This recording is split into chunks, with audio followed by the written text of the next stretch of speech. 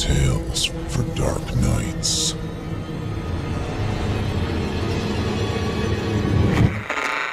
Want to make sure you never miss a Chilling Tales for Dark Nights video again? Be sure to subscribe and hit that bell to turn on notifications. Hey friends, it's me again. You know what's really easy to do and even easier to forget? Help me out and hit that like button if you're listening on YouTube. If you're listening somewhere else, what the hell? Pop in and give me a thumb. Say hi while you're at it. Helps me a ton with that damn algorithm. And besides, it's always nice to see you there. All right then, let's hop on that crazy train. All aboard!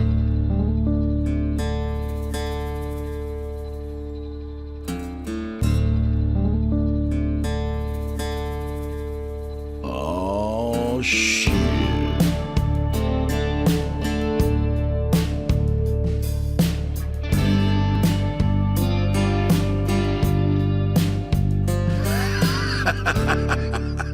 I see you there, friend. Yeah, welcome back.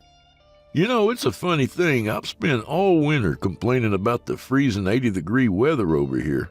But now with spring around the corner and the nice warm weather, I kind of miss it, you know. You too, huh? All right, well, I'll tell you what. Let's cool down with a little winter story tonight. Come on in, friend. You too, Chester.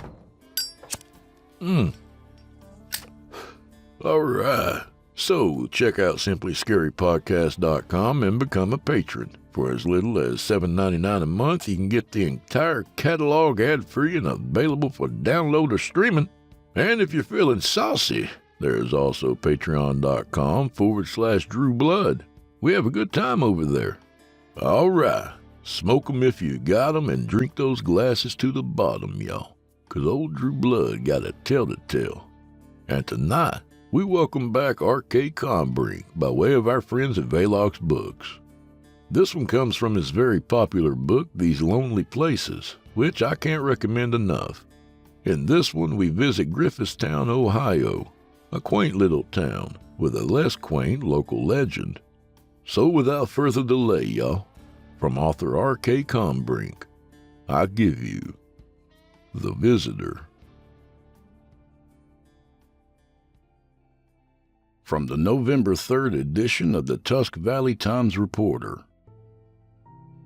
Small town celebrates mythical being. It's time once again for the greater Tuscarawas County area to cast a bemused eye down Route 77 to Griffithstown. It's the weekend after Halloween, and their annual Autumn Harvest Sasquatch Festival kicks off this Friday at dusk. Far from a typical small-town festival, Griffithstown's celebration revolves around the area's notorious reputation as a hotspot for sightings of the legendary creature known as Sasquatch. For decades, Griffithstown, along with the nearby town of East Church and the adjacent Amy Pierce Township, has boasted frequent sightings of what eyewitnesses claim is Ohio's version of the infamous Ape Man. In the last 35 years, nearly 70 of these accounts have been reported to the Tuscarawas County Sheriff's Office. Also reported are strange howling sounds attributed to the creature, and occasional sets of oversized footprints, one set of which was photographed in 1979 and published in a book about UFOs and other strange phenomena.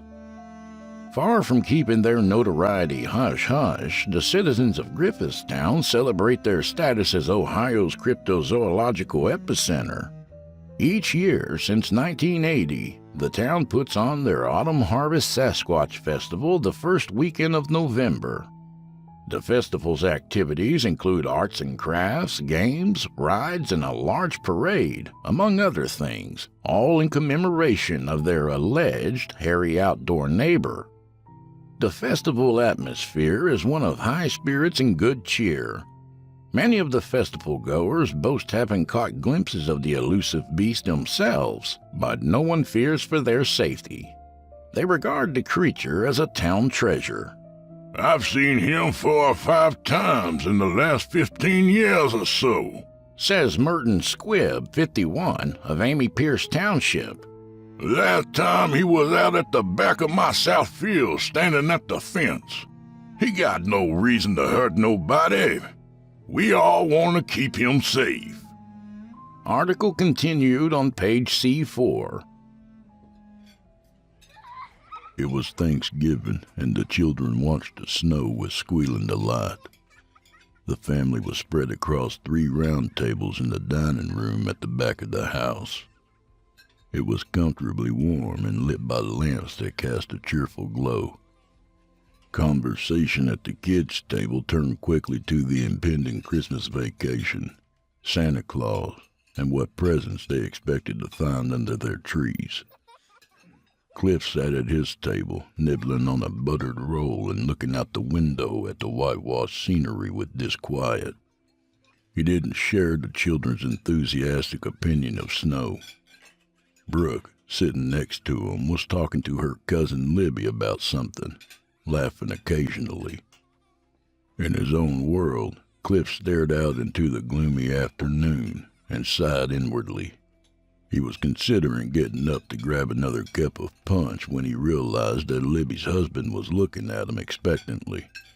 Cliff suddenly wondered if Mark had been trying to talk to him. Mark was a small, timid-looking man with thinning hair and a growing beer gut. He seldom spoke to anyone, and Cliff had sort of forgotten he was with them at all. Now he flushed with embarrassment. It was clear from the look on Mark's face that he had said something to Cliff and was awaiting a response. "Sorry, man, I was off in Oz. What'd you say?" "I said it's gonna be a rough ride to our place if this snow keeps up." Shit, Cliff thought. He's right. Cliff and Brooke had made the 4-hour drive that very morning, heading straight to Aunt Mindy's, but were staying at Mark and Libby's new house, which they had only just moved into the weekend before. They had been remarking off and on all day about how far off the beaten path it was. "We've hardly seen more than a couple of cars go by all week long," Libby had said. She had meant it to be a boast about the peace and quiet, but Cliff was a city boy and wasn't as charmed by the stillness of the country as his wife's cousin. "You guys should be careful when you're coming out that way. There ain't no lights or anything." Mark nodded and took a sip of punch. "It's real dark." "Ooh, and spooky, too." Libby leaned forward and turned her attention to Cliff. "We live right up the road from the Warlock's grave. Has Bebe ever told you about the Warlock's grave?" "No." Cliff cast a sidelong glance at Brooke and smiled crookedly at the nickname she hated. "Bebe sure hasn't." Brooke rolled her eyes at him. "It's just a story the kids around here scare themselves with." She turned to Libby. "Geez, you guys moved all the way out there?" She shook her head. "That really is the boonies." "I know it is, but I love it." Libby nodded, her tall, teased bangs swaying back and forth. "Anyway, Cliff, there's a little graveyard off the side of the road, not even a mile up from our new house. It's very old. In fact, I think it's a registered historical site. In the very back of the cemetery, near where the fence meets the woods, there's a grave back by itself away from the other stones." "And this would be the Warlock's grave?" "Yes. The name on the stone is worn away, though everybody thinks it says David something. But the dates you can read." There was a space of seconds where the room was quiet. Everyone was listening along with Cliff, even though they all knew the story well. Libby surveyed her audience with a grin and continued. "Born October 31st, 1781. Died October 31st, 1906. She paused for a heartbeat or two to let the information sink in, and then went on. Underneath that it says, 'May he never wake.'"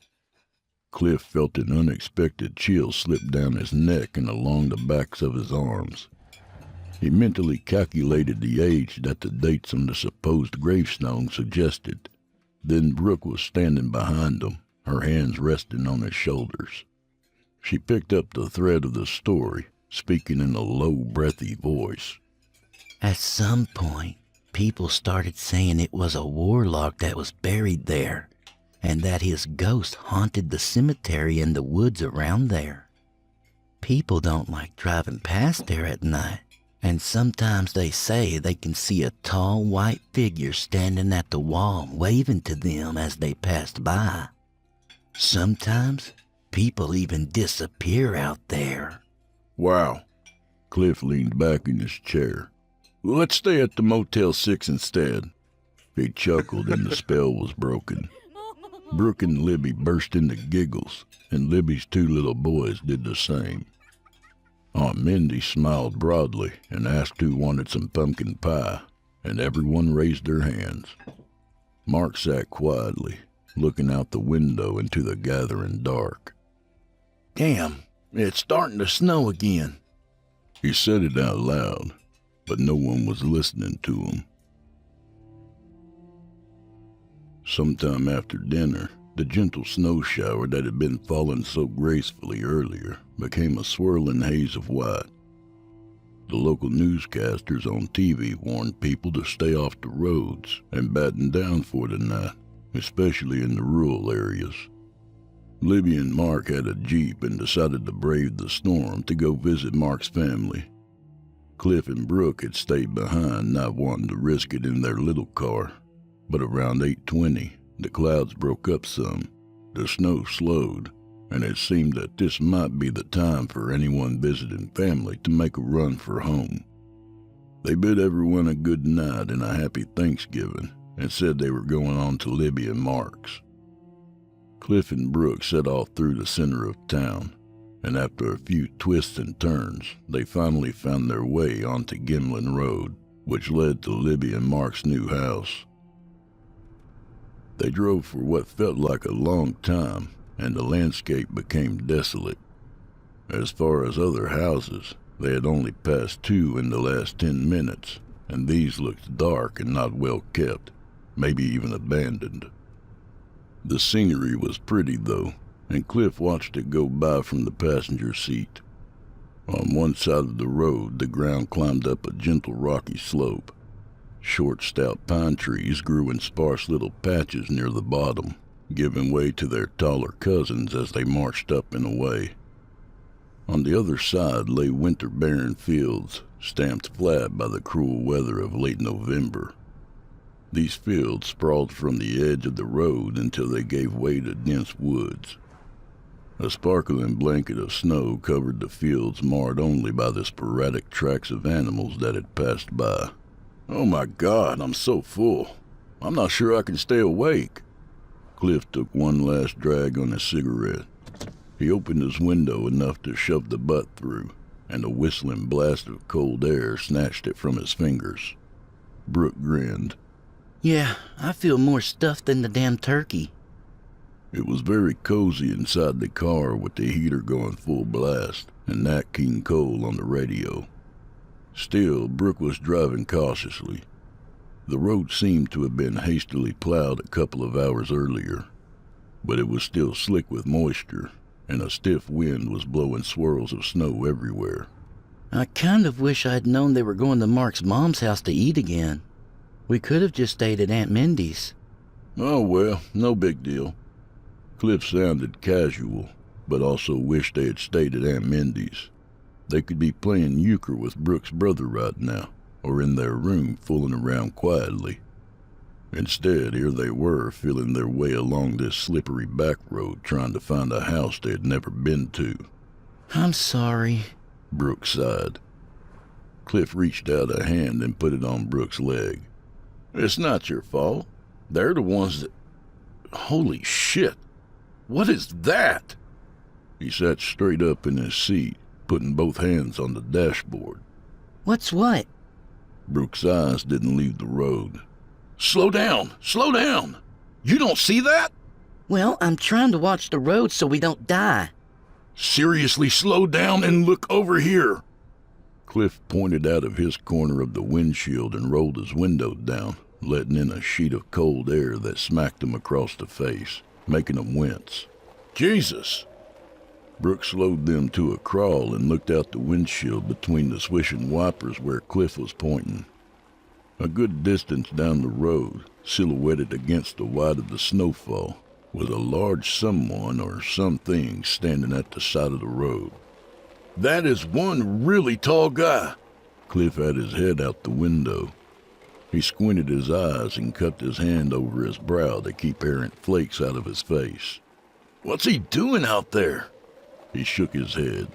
"Damn, that guy looks as tall as our living room ceiling." They were barely moving now as Brooke pulled off the gas and eased on the brake. The softly frozen crust of snow crunched under the tires as they crawled along. Clifford, that's an optical illusion. Nobody's that tall. She continued to look from the road to the figure, hulking beyond the reach of their headlights. "Yeah, I'm sure you're right." On the radio, Nat King Cole had given way to Elvis trilling through Blue Christmas, and Cliff turned it off. Visibility had been greatly reduced as the snow began to rev up again, and everything outside the car seemed to be swaying and shimmering. "It looks pretty goddamn big to me, though, and I think it's moving." The car was now inching along at barely 10 miles an hour as Brooke lightly tapped the gas every few seconds to keep them moving. They hadn't seen another car in either direction since they'd pulled onto this road, and it was like there was no one else in the world besides them and the strange visitor up ahead. Despite their slow progress, they were getting closer to the thing, and it appeared to be wearing a fur coat. It was still unlit by their headlights, but both of them had the impression of a shaggy wind-blown outline. Are there bears out here? Brooke asked suddenly. "Well," Cliff paused and licked his lips, contemplating. "I mean, I don't really know. I didn't think so, but I guess it could be a bear. I don't know how long they can stand up on two legs like that." But it could be a bear, you think? "That would be one big-ass bear, but yeah, maybe." There was a long pause. "Makes more sense than a man, right?" Cliff pulled his head back in the window and glanced at Brooke. Brooke shrugged. I mean, some kind of animal. It's obviously not... Whoa!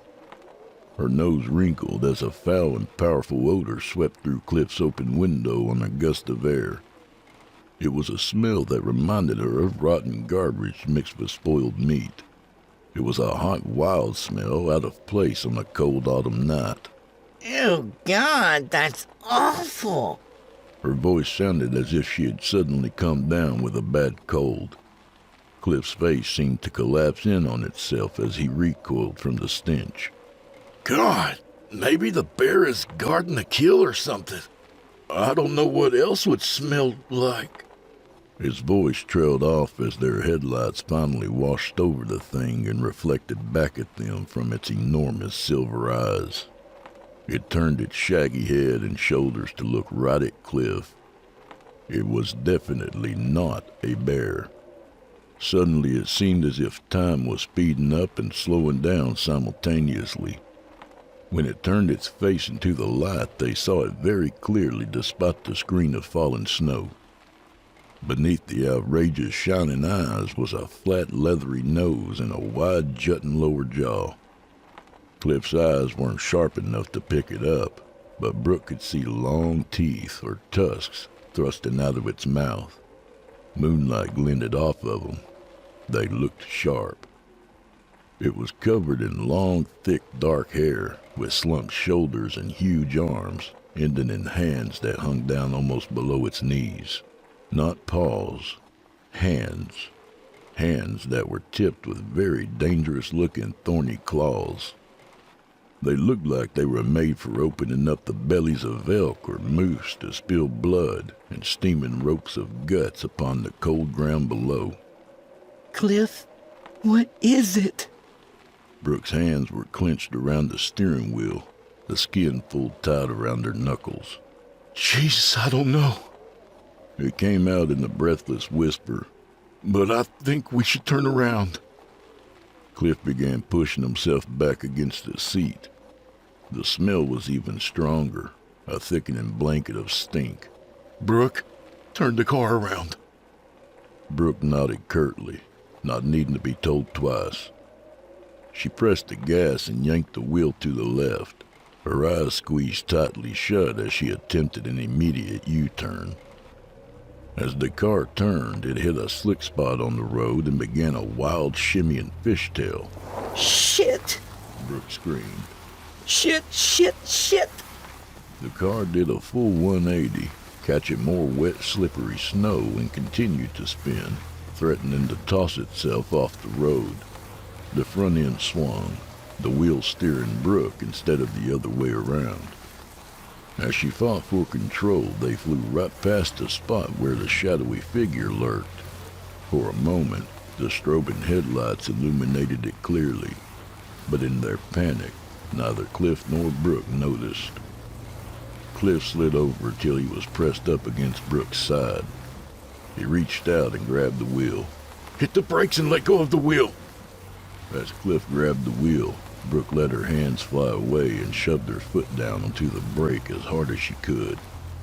The front end jerked and Cliff pulled the wheel hard to the right. The back end swung sharply to the left, tires screeching, half-frozen sludge and snow flying up from beneath the back wheels, and the car came to a rough stuttering halt. After taking a few ragged breaths, Cliff realized that they had stopped and scooted back to his seat. He leaned his head against the headrest and draped his hand across his eyes. "Holy shit! You okay? I mean..." He stopped abruptly, and in a frenzy of flailing arms and legs, spun around in his seat to look out the back windshield. The car had finished at a point past where the open field ended, and small plots of trees and brush made their way up to the gravelly shoulder. The trees were tall and thin and reached their branches out and over the road, and ticker bushes crouched amongst the trunks. From where they sat, the long white field was still visible, glowing with moonlight, and Cliff saw that the gigantic dark shape had shambled out into the road and was heading towards them.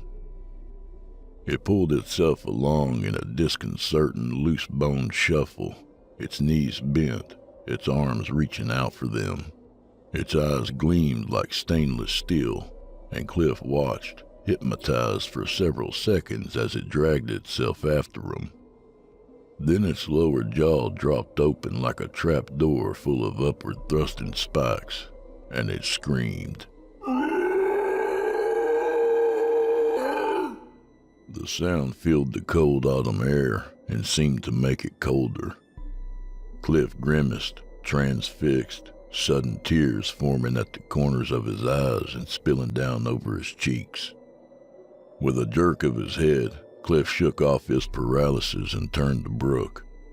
She was also staring out the back window, mouth agape, a puzzled look in her eyes.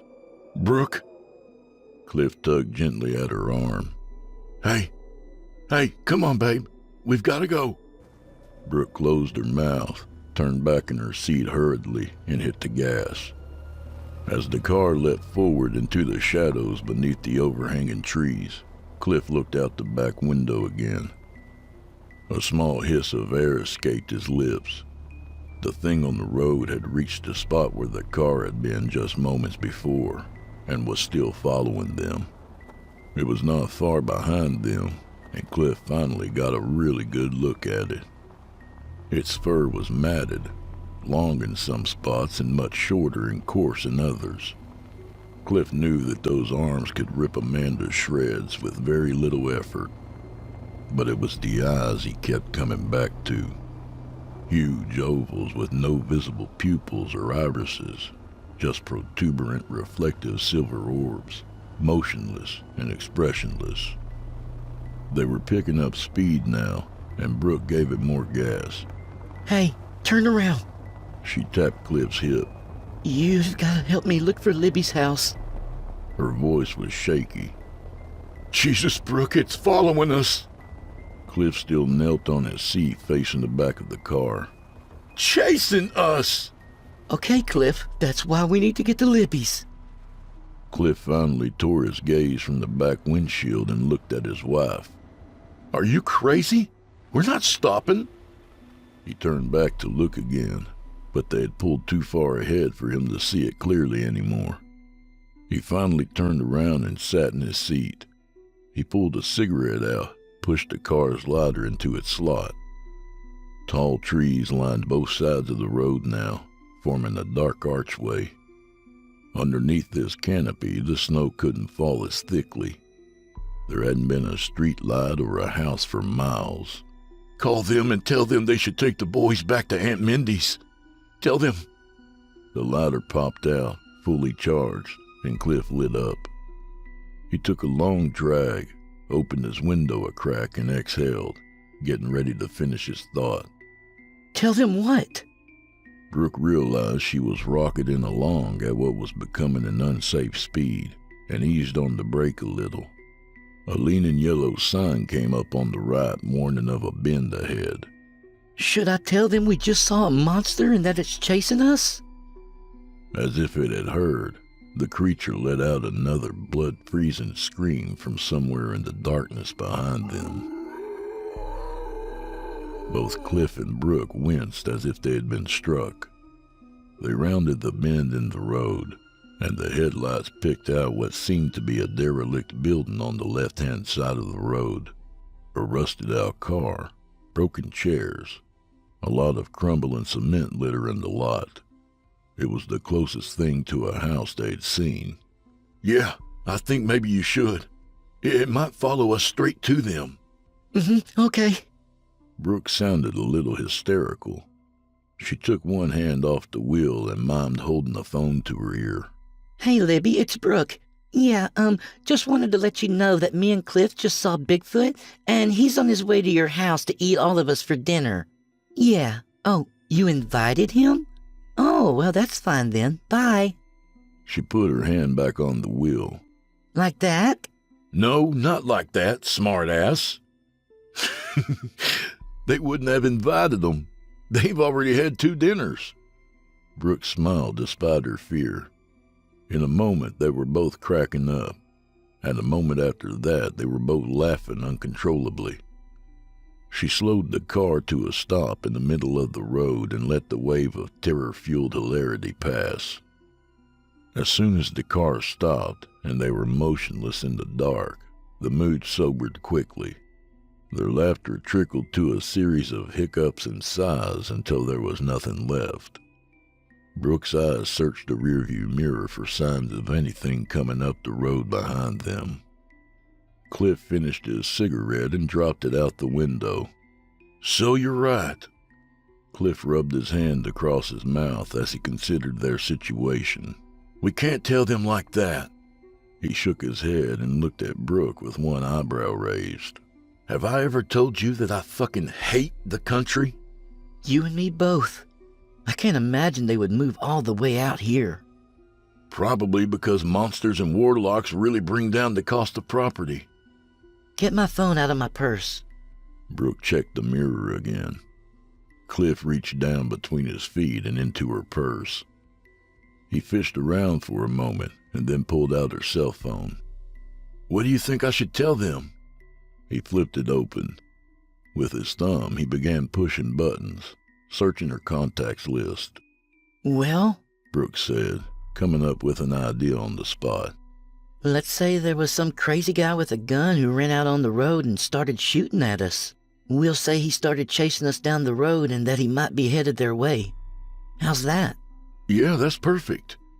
Cliff studied the screen of Brooke's phone with squinted eyes, his face glowing blue in the light it cast. "Geez, where is she in here?" She's under LB. Here, hand it to me. As Brooke started to reach for the phone, another yowl and scream rang out across the night. It didn't sound very far off. Brooke gasped, her face twisting into a mask of terror. Cliff? "Shit!" Cliff shot a look out the back window and then turned back to the front. "You just drive. I'll call them." Brooke turned, started up the car, and a moment later they were on their way.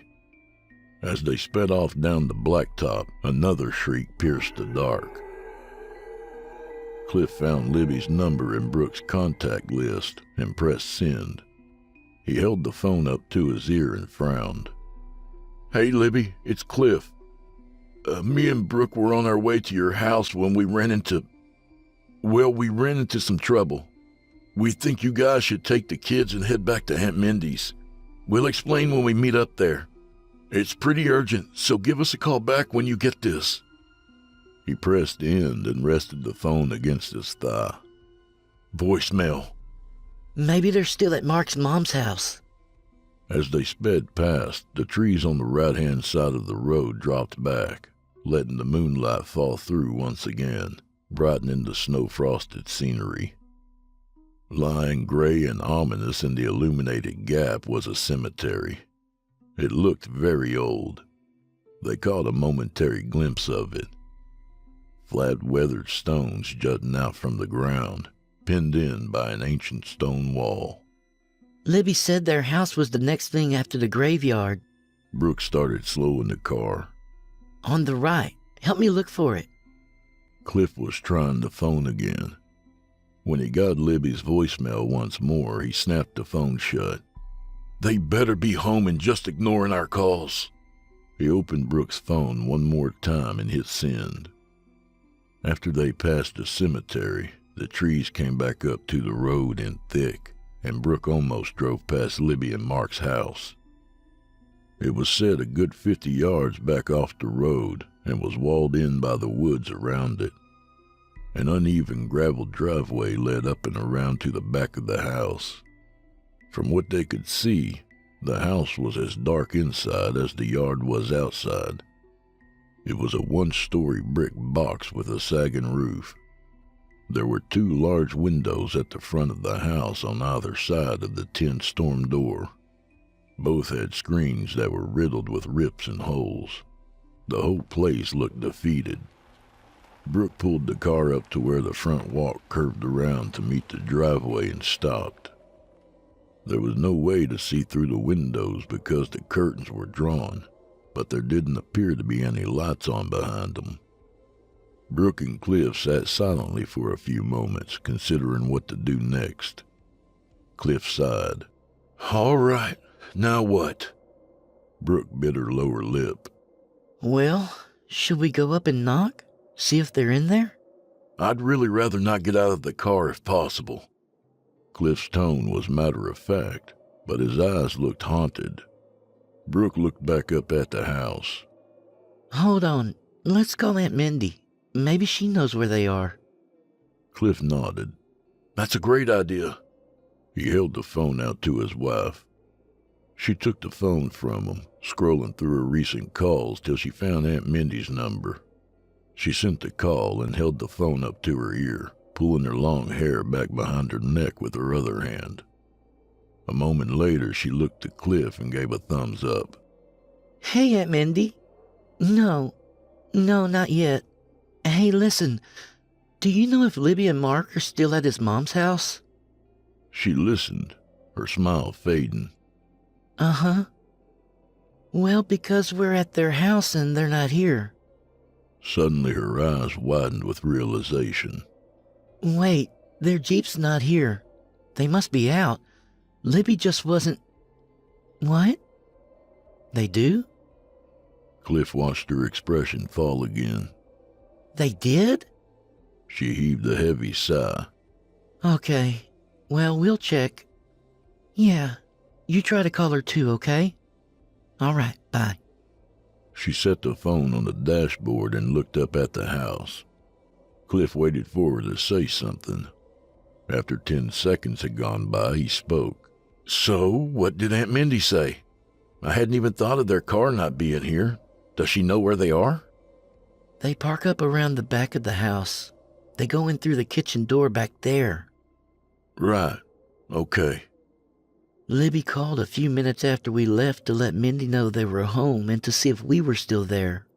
They had just put the kids to bed. They were worried we might not be able to find the place. Huh. Cliff pondered this and picked Brooke's phone up off the dashboard to look at the clock. 8:42. So, did they all decide to go to bed or something?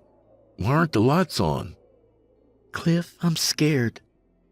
Brooke was still staring out the window, her fingers tapping on the steering wheel. I think we need to go around back and see if their car's there. Okay. What if it's not? We leave them a note on the back door telling them to come straight to Aunt Mindy's. Why don't you just text her? I'll do that too, but she's not answering her phone. Maybe it's dead or she has the ringer off. We need to leave a note just in case. All right. And what if the truck is there? Brooke looked at him. I don't know. Knock, I guess? All right, here. He picked Brooke's purse up from the floor and handed it to her.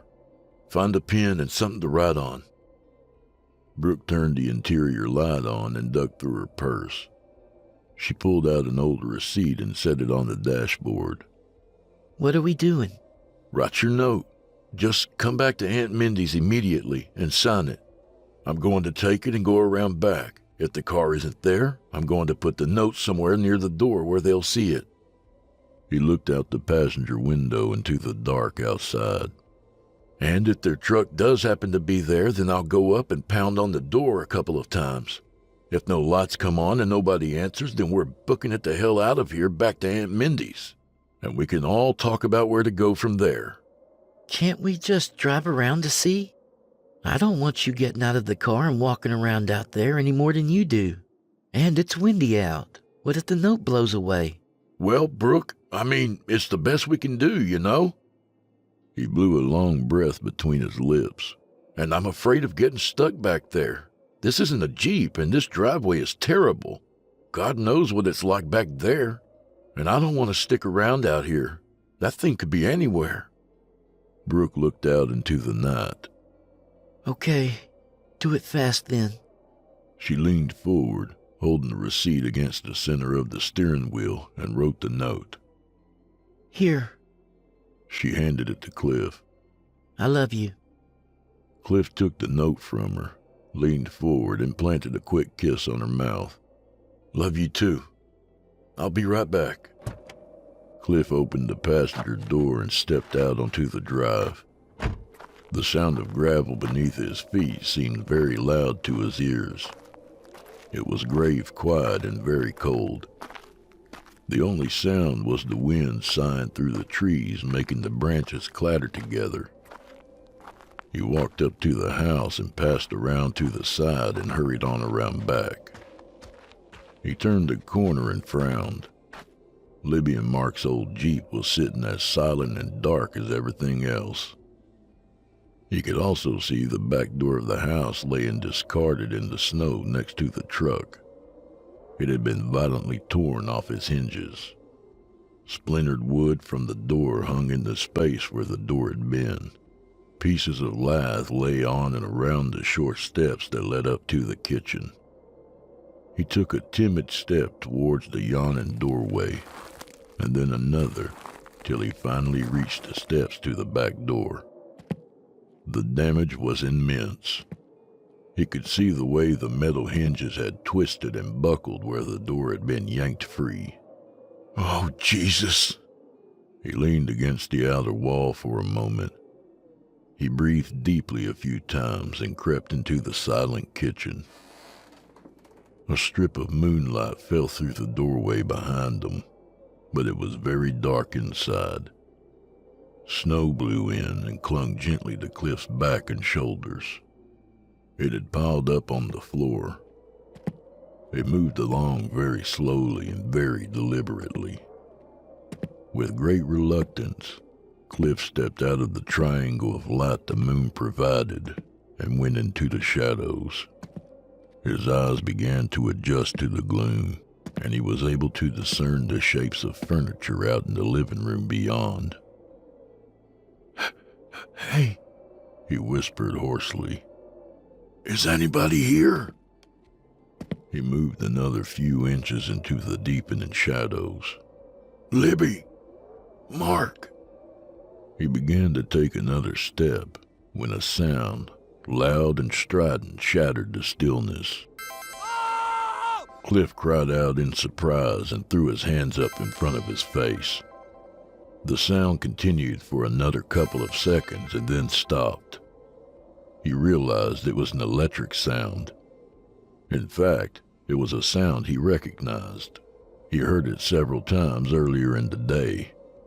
It was Libby's text alert sound. It had come from somewhere very close to him. His heart was beating hard as he moved through the kitchen trying to pinpoint where it had come from. He came around to the side near the sink and was feeling his way along the counter when he stumbled over something lying on the floor in front of him. He grabbed onto the edge of the counter, loudly knocking over a box of cereal, and managed to keep his feet. He turned, leaned down, and peered at what it was he had tripped over. It was Libby's ankle. She was lying face down on the floor. Cliff's mouth dropped open as he took in the shape of her. In the semi-darkness, it was tough to make out details, but he thought that her right arm was missing. As his eyes continued to adjust to the low light, he could tell that whatever she was wearing had been mercilessly shredded and torn. He felt his Thanksgiving dinner begin to rise. He turned away from her and vomited loudly. The sound of it splashing against the floor caused him to do it again. When he had finished retching, Cliff stood up and looked around wildly, trying not to hyperventilate. That's when he heard a sound from somewhere beyond the unlit hallway that separated the kitchen from the living room. He wasn't sure about it, and he strained to listen for anything that disturbed the silence. At first there was nothing, but as his ears adjusted to the quiet, he thought he could just make out the sound of breathing. Very slow and deliberate, like someone out there in the dark was trying to be just as quiet as he was. Cliff took a step back, being careful not to step on Libby. His eyes never left the room ahead of him. Without bothering to whisper, he called out, "Mark?" There was a shuffling sound, and then the painful squeal of a floorboard as something very heavy moved. Without another moment's hesitation, he turned and bolted for the door. When Cliff came running around the house and down the drive, Brooke turned the key in the ignition and started the car. He threw a look back over his shoulder towards the house and then slid along the side of the car to his door. He yanked it open, fell into his seat, and slammed it shut again. "Go!" Cliff, what happened? Was the truck... "Go!" he shouted. "Just go!" Brooke threw the car into reverse and back down the driveway, watching through the rearview mirror. She reached the end of the driveway and backed out onto the road, turning back the way they had come. Cliff, I texted Libby. I haven't gotten an answer back yet, though. "I know." Cliff shut his eyes and rubbed them with the backs of his hands. "Come on, we gotta go." What does that mean? How do you know? Brooke turned her head and looked at Cliff. What happened back there? Is she okay? Cliff looked out the back windshield. "Never mind. We've got to get out of here, now." Not never mind. You tell me what you saw. Tears formed at the corners of her eyes. What happened to Libby? "Drive faster," Cliff said as they pulled away from Mark and Libby's house. He grabbed Brooke's cell phone from the dashboard and opened it up. "We'll talk about it in a minute." Brooke stepped on the gas and they shot forward. With tears streaming down her cheeks, she began to sob. Fuck you, Cliff. We'll talk about it now. Her eyes flicked from the road to Cliff. Who are you calling? 911. Brooke grimaced and squeezed her eyes shut, her foot still pressing on the gas. Oh, God. She snuffled back snot and tears and looked at Cliff again. You tell me what happened. Cliff looked up from the phone in his hand to respond, but anything he might have said was cut short. "Brooke, look out!" was all he had time to say. What happened next only took a few seconds. Brooke looked out the windshield. They were approaching the decrepit old graveyard, bouncing along and still accelerating, when a giant black shadow came running out from between the crooked stones. It stepped easily over the 4-foot stone wall and darted out into the road in front of the car. It turned its massive bulk to face them, its silver eyes implacable and flat, and it let out one more ear-splitting scream that went on and on. Then the collision. The airbags deployed, and everything became shattering glass, screeching tires, and crunching metal. The force of impact was like hitting an oak tree. There was a blur of dark hair and huge arms flailing against the hood. Claws shrieked against steel as the unending scream reached an unbearable crescendo. The force of impact shoved Cliff and Brooke forward hard against their seatbelts, their heads slamming into the rough nylon of the airbags before they bounced back into their seats. Neither of them heard it happen, but both front tires had been blown out. Then it was over. Neither Brooke nor Cliff moved for a while. The car was making a hissing sound, but neither of them noticed. Brooke had been knocked unconscious, her head lolling on her neck against her window. Cliff, meanwhile, began to stir. He sat up with a wince and a hiss as a spasm of pain shot all the way to his shoulder. Oh, God damn it. Using his left arm, he reached out and grabbed onto Brooke's headrest and pulled himself upright. He squirmed, turning himself in his seat so that he could reach the door handle with his left hand. His hurt arm got squeezed between his body and the seat, and he gritted his teeth. He reached out and pulled the handle, pushing the door open with his foot. He leaned forward, putting his feet on the ground, and gingerly stood up. He shuffled around to the front of the car, his earlier fear muted by shock. The damage to the front end of the car was amazing. The hood and grille were deeply crimped inward where they had hit the thing, as if they had run into a telephone pole instead of a living being. The bumper was hanging, twisted out of shape, and a plume of steam rose into the air from the crushed radiator. Long, ugly grooves reached from the windshield to the headlights.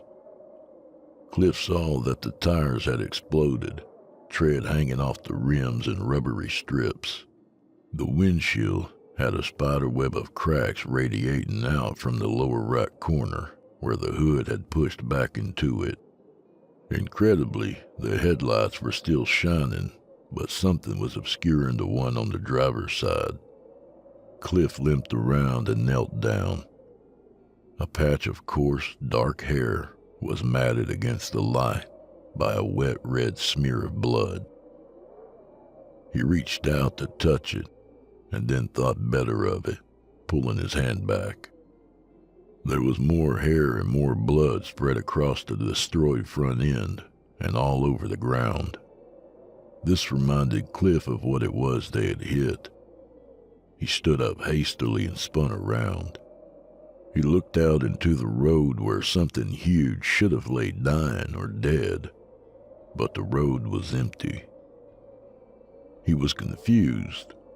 The car had pounded into that thing at nearly 40 miles an hour. He took a few uncertain steps forward, searching the road for more blood and hair. He walked as far ahead as the headlights illuminated and saw no further trace. It was like they had hit an invisible force field. He stood out in the road a moment longer, looking right and then left off into the dark trees. He scanned the old cemetery from which the thing had come running. It was filled with black shadows and revealed nothing but gravestones. Cliff dragged himself back to the car and gently settled into his seat. He searched the dashboard for Brooke's phone, but it wasn't there. He leaned carefully over, trying not to move his right arm too much, and reached down between his legs. After a few moments of scrabbling around on the floor, his fingers closed over the phone. Next to him, Brooke was starting to regain consciousness. She was moving her head back and forth and murmuring. Cliff reached out and tenderly stroked her face with the back of his hand. He held the phone down in front of him and dialed, holding it up to his ear, and waited for the response. 911, what is your emergency? Hi.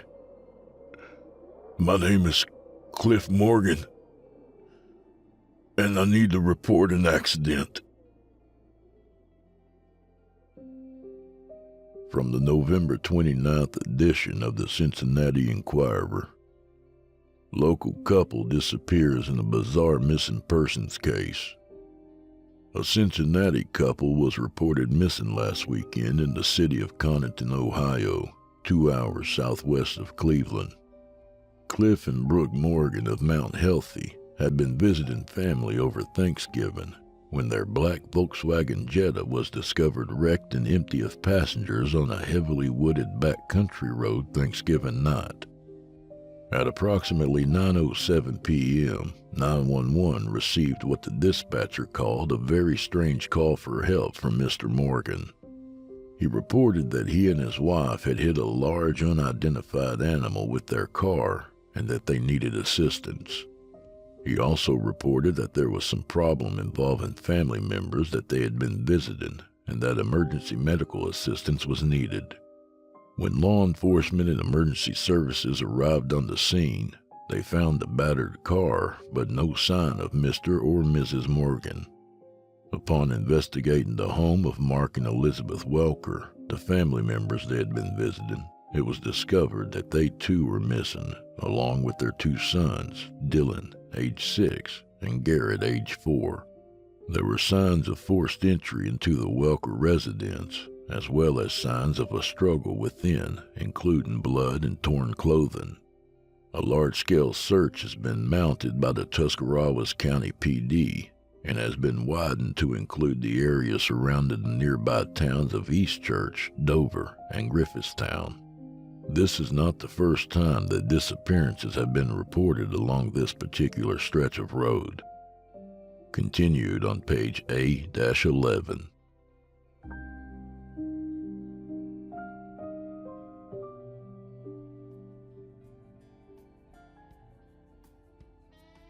And that was The Visitor by R.K. Combrink. A good reminder to just send out cards for Thanksgiving. Keep you away from those pesky warlock graves. A little about the author. R.K. Combrink is a writer and artist who lives in Cincinnati, Ohio with his wife Elise and 2 sons, Colin and Cole. He's a founding cast member of the popular horror podcast Night of the Living Podcast. He likes his iced tea unsweet, but that's just 'cause he's sweet enough. And he genuinely believes in Sasquatch, by the way. Do you, by God? Well... And do old Drew Blood a favor, would you? Subscribe to his podcast wherever you do your listening and leave him a 5-star review and a kind word, even if you're listening on YouTube. He needs soldiers on all fronts to win this battle, and he appreciates it. To hear a premium ad-free edition of tonight's and all the other episodes, visit simplyscarypodcast.com today and click Patrons in the upper menu. You'll find yourself at chillingtalesfordarknights.com, where you can become a patron for as little as $5 per month and get access to their entire audio archive, all ad-free and available to download or stream. Thank you for your time and for supporting our sponsors. When you support our sponsors, you support this show. If you happen to use Facebook, Twitter, Instagram, or YouTube, you can follow and subscribe to Chillin' Tales for Dark Nights there, where you'll get all the latest updates and new releases and have the chance to interact with them each and every week. Oh, and you can find Drew Blood on Facebook and Instagram, and sometimes Twitter. The Drew Blood's Dark Tales podcast is accepting submissions, friend. If you've got a story or two you'd like to be featured on the show, send it to drewbloodhorror@gmail.com. If selected, you'll get the full treatment, 10 bananas.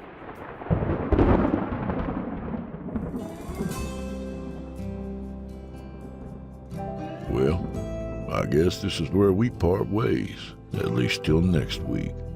So grab a drink for the road, friend, and hit the bricks, will you? If you see Sasquatch out there, don't worry. It's just a neighbor's wife, poor old gal. That is one severe woman. So may the wind be at your back, and may the road rise up to meet you. And until next time, y'all, go fuck yourselves. I gotta come up with something different. Good night, y'all.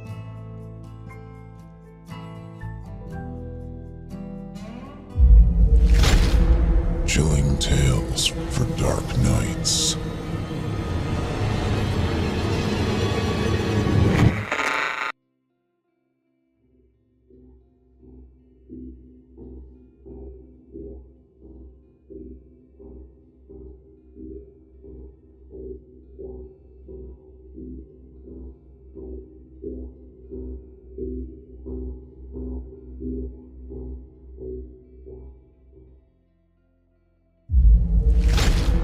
Chilling tales for dark nights.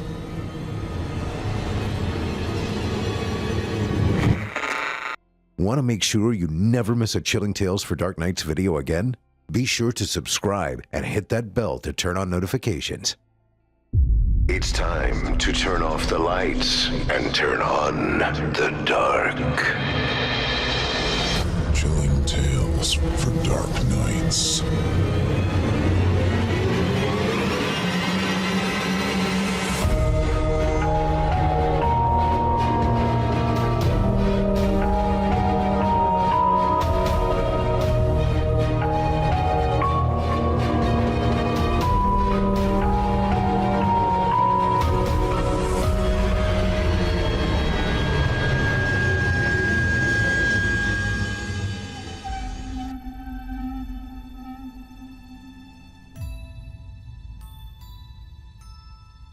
Good evening, listener, and welcome back to Chilling Tales for Dark Nights. I'm Nicholas Goroff, once again filling in for Steve Taylor tonight, and I'm honored to be keeping you company in the dark. Tonight's episode explores a simple question with a complicated answer. What happens when help arrives, but the cost was never truly understood? When desperation meets opportunity, when pride collides with deception, and when hunger of every kind finds a voice, the results can be catastrophic. Sometimes the most dangerous weapon isn't a blade or a bullet. Sometimes it's a song. But before we begin tonight's featured tale, we have just a few important announcements. First, if you've been following the excitement of Evil Idol 2025, don't forget to subscribe to the Chilling Tales for Dark Nights YouTube channel and turn on notifications so you never miss an update. The competition continues to heat up and you won't want to miss what's coming next. You can also find Chilling Tales for Dark Nights on all major podcast platforms. If you enjoy what we do, please take a moment to leave us a 5-star rating and review. It helps more than you know, and it helps other horror fans find their way here. Looking for even more terror? Visit chillingtalesfordarknights.com and become a member today. For just $7.99 per month, or at a discounted annual rate, you'll receive early access to episodes, ad-free listening, exclusive bonus content, and access to our complete back catalog of chilling tales. If you love horror, there's no better place to immerse yourself. Be sure to follow us on social media as well. You can find us on Facebook, X, Instagram, and TikTok, where we share updates, previews, and behind-the-scenes content from across the network. Now then, let's turn our attention to tonight's feature. Tonight's story was originally featured on Scary Stories Told in the Dark, Season 7, Episode 2, which first aired on August 18th, 2020. We're bringing it back to you tonight for a very special reason. This episode serves as a tribute to one of the foundational voices of our network, Otis Cheery. A longtime contributor and alum of Chilling Tales for Dark Nights, Otis was also the original host of Scary Stories Told in the Dark before Malcolm Blackwood took up the mantle. His distinctive voice and commanding presence helped define the sound of horror for countless listeners across hundreds of episodes. Tonight's tale, written by Tanya Brown and performed by Otis Jury, showcases that talent in full force. Produced by Craig Groshek, this story is a dark fable of pride, deception, and consequences, where music becomes a weapon, contracts become curses, and hunger becomes something far more literal than anyone expected. So settle in, dim the lights, and listen closely. From author Tanya Brown, we present Calliope. Nothing came to Phosphor Flats unless it came to die. That's what Calvin's dad told him, so that's what he believed. Even at 13, he was pretty sure he knew the truth when he heard it. Nothing good had ever come from the small, dusty town, and little had ever come all the time he had lived there. And considering he'd been born and raised in Phosphor Flats, that's saying a mighty lot. So the afternoon, a fancy wagon rolled into town. Calvin couldn't help but wonder what it was here for. It sure as heck didn't look like something that came here to die. The wagon was a huge thing, the size of a small house drawn by a pair of even larger oxen. Giant words all along the painted walls of yellow and green and purple proclaimed that the owner was here to help out the average citizen, that he was the cure for your every problem. What you think it's here for? Wyatt asked. Calvin shrugged. He didn't like Wyatt, but he liked the looks of the wagon even less. It was too flashy, too showy. The driver was even gaudier. A tall, thin man with wild graying hair sat in a single bucket seat at the head of the wagon. His clothes were as strange as he was. His suit, a nauseating patchwork of garish colors, hung loosely from his lanky frame. A blood-red string tie rested under his bearded chin, a ludicrous ensemble taught by a simple white straw hat. The man's smile was bright and wide and unsettling. Nah, Calvin didn't like the look of him at all. Don't know.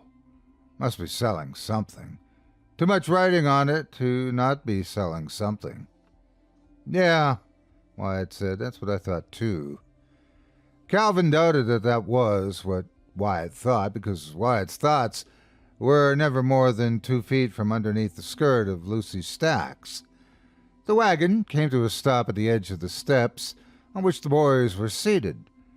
The driver crawled down from the bucket seat, approaching the pair until they stood a few feet in front of the general store, all smile and strangeness and something else, something Calvin couldn't quite put his finger on. "Afternoon, young men," the man said, his voice tinged with some strange accent.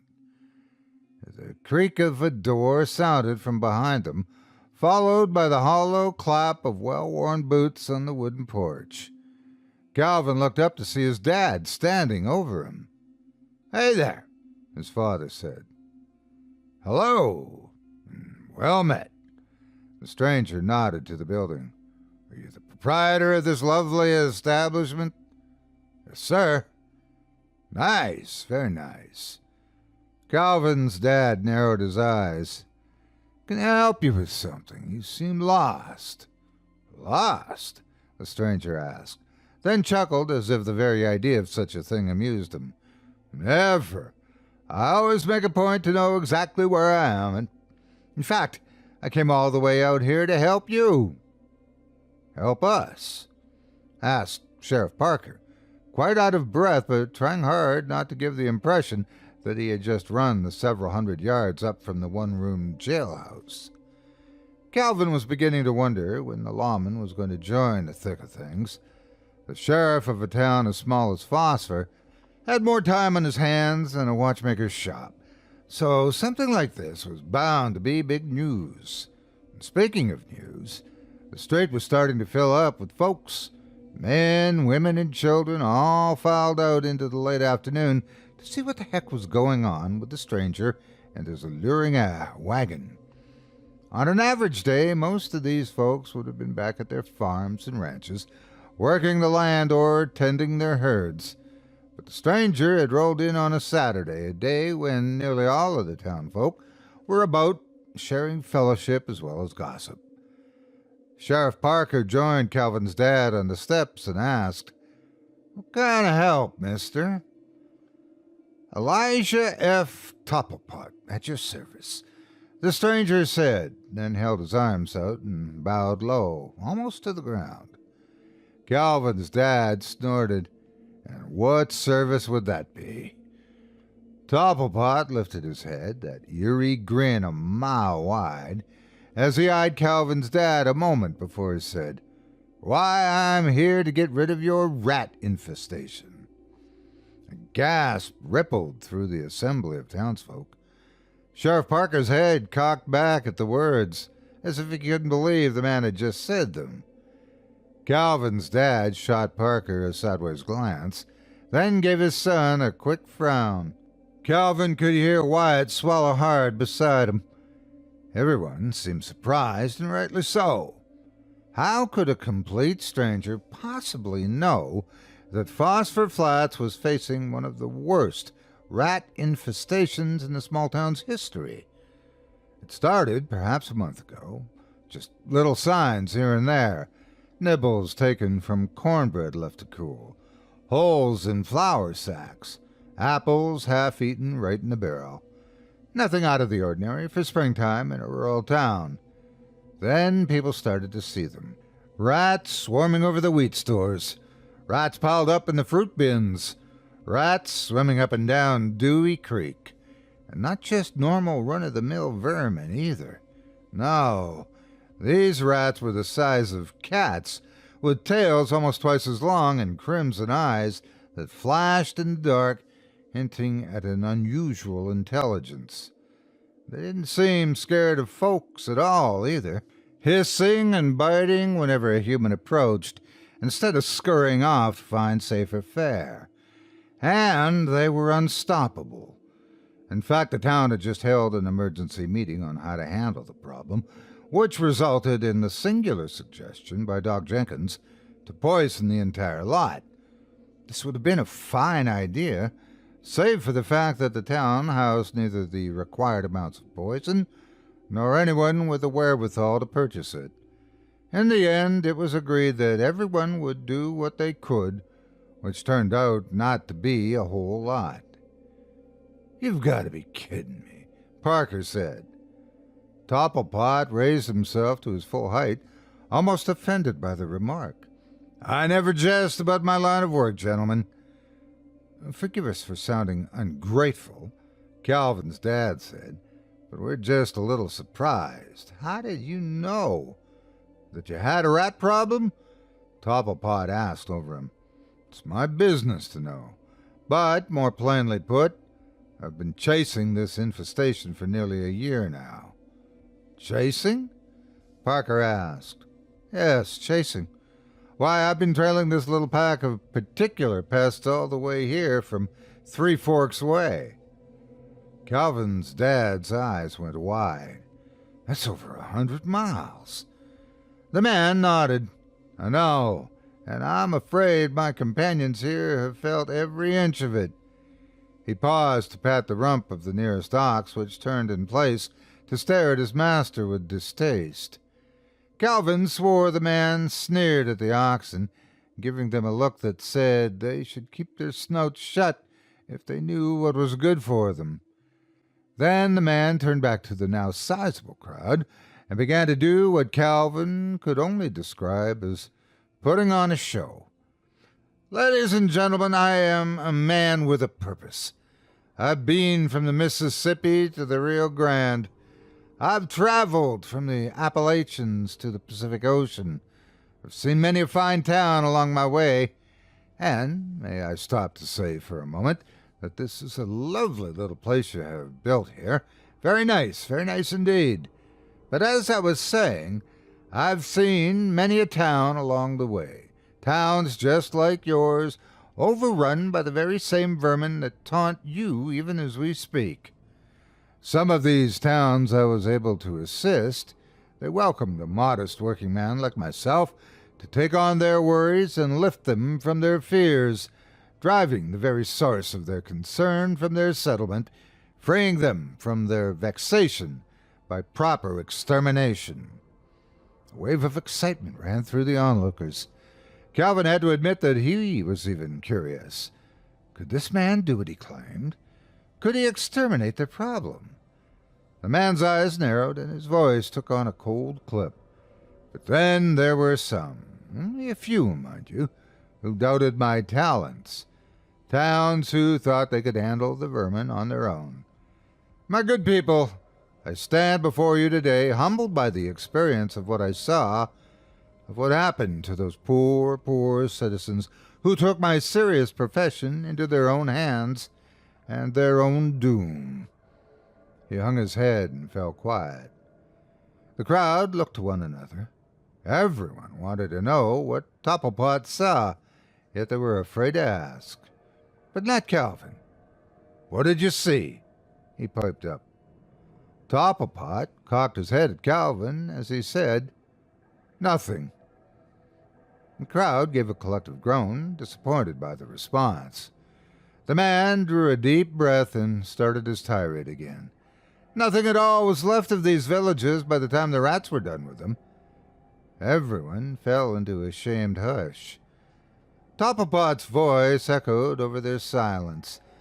I'm not here to tell you good townspeople that what you're dealing with is no ordinary breed of rat. They're vicious, they're violent, and they're not to be underestimated. But I, Elijah F. Topplepot, am here to do whatever it takes to rid you of this plague brought upon your lovely town. I will try, no, yea, verily, I shall rid you of these beasts once and for all. A gentle applause rose from the group, though most looked as if they were in some sort of half-trance brought on by the man's sing-song voice and wild eyes. How? Calvin asked. Topplepot turned to Calvin, a bemused look on his thin face. Excuse me, son? Calvin shrank under the man's gaze, but those eyes couldn't kill his curiosity. How? How are you going to do it, sir? Topplepot gave Calvin an all-too-knowing wink. I'm glad you asked, young man. So very glad you asked. The man stepped to the back of the wagon, where a red lever ran flush against the bulk of the wood. With a grunt, he gave the lever a sharp yank. At the pull, all four walls of the wagon fell away, unfolding and slipping back like the wings of an exotic bird, until there was only a platform between the wheels. Upon the platform sat a contraption unlike anything Calvin had ever seen in his short life. Ladies and gentlemen, Topplepot said, I give to you the Calliope. It was as garish as the wagon, as gaudy as the man, made up of bright colors and even brighter cogs.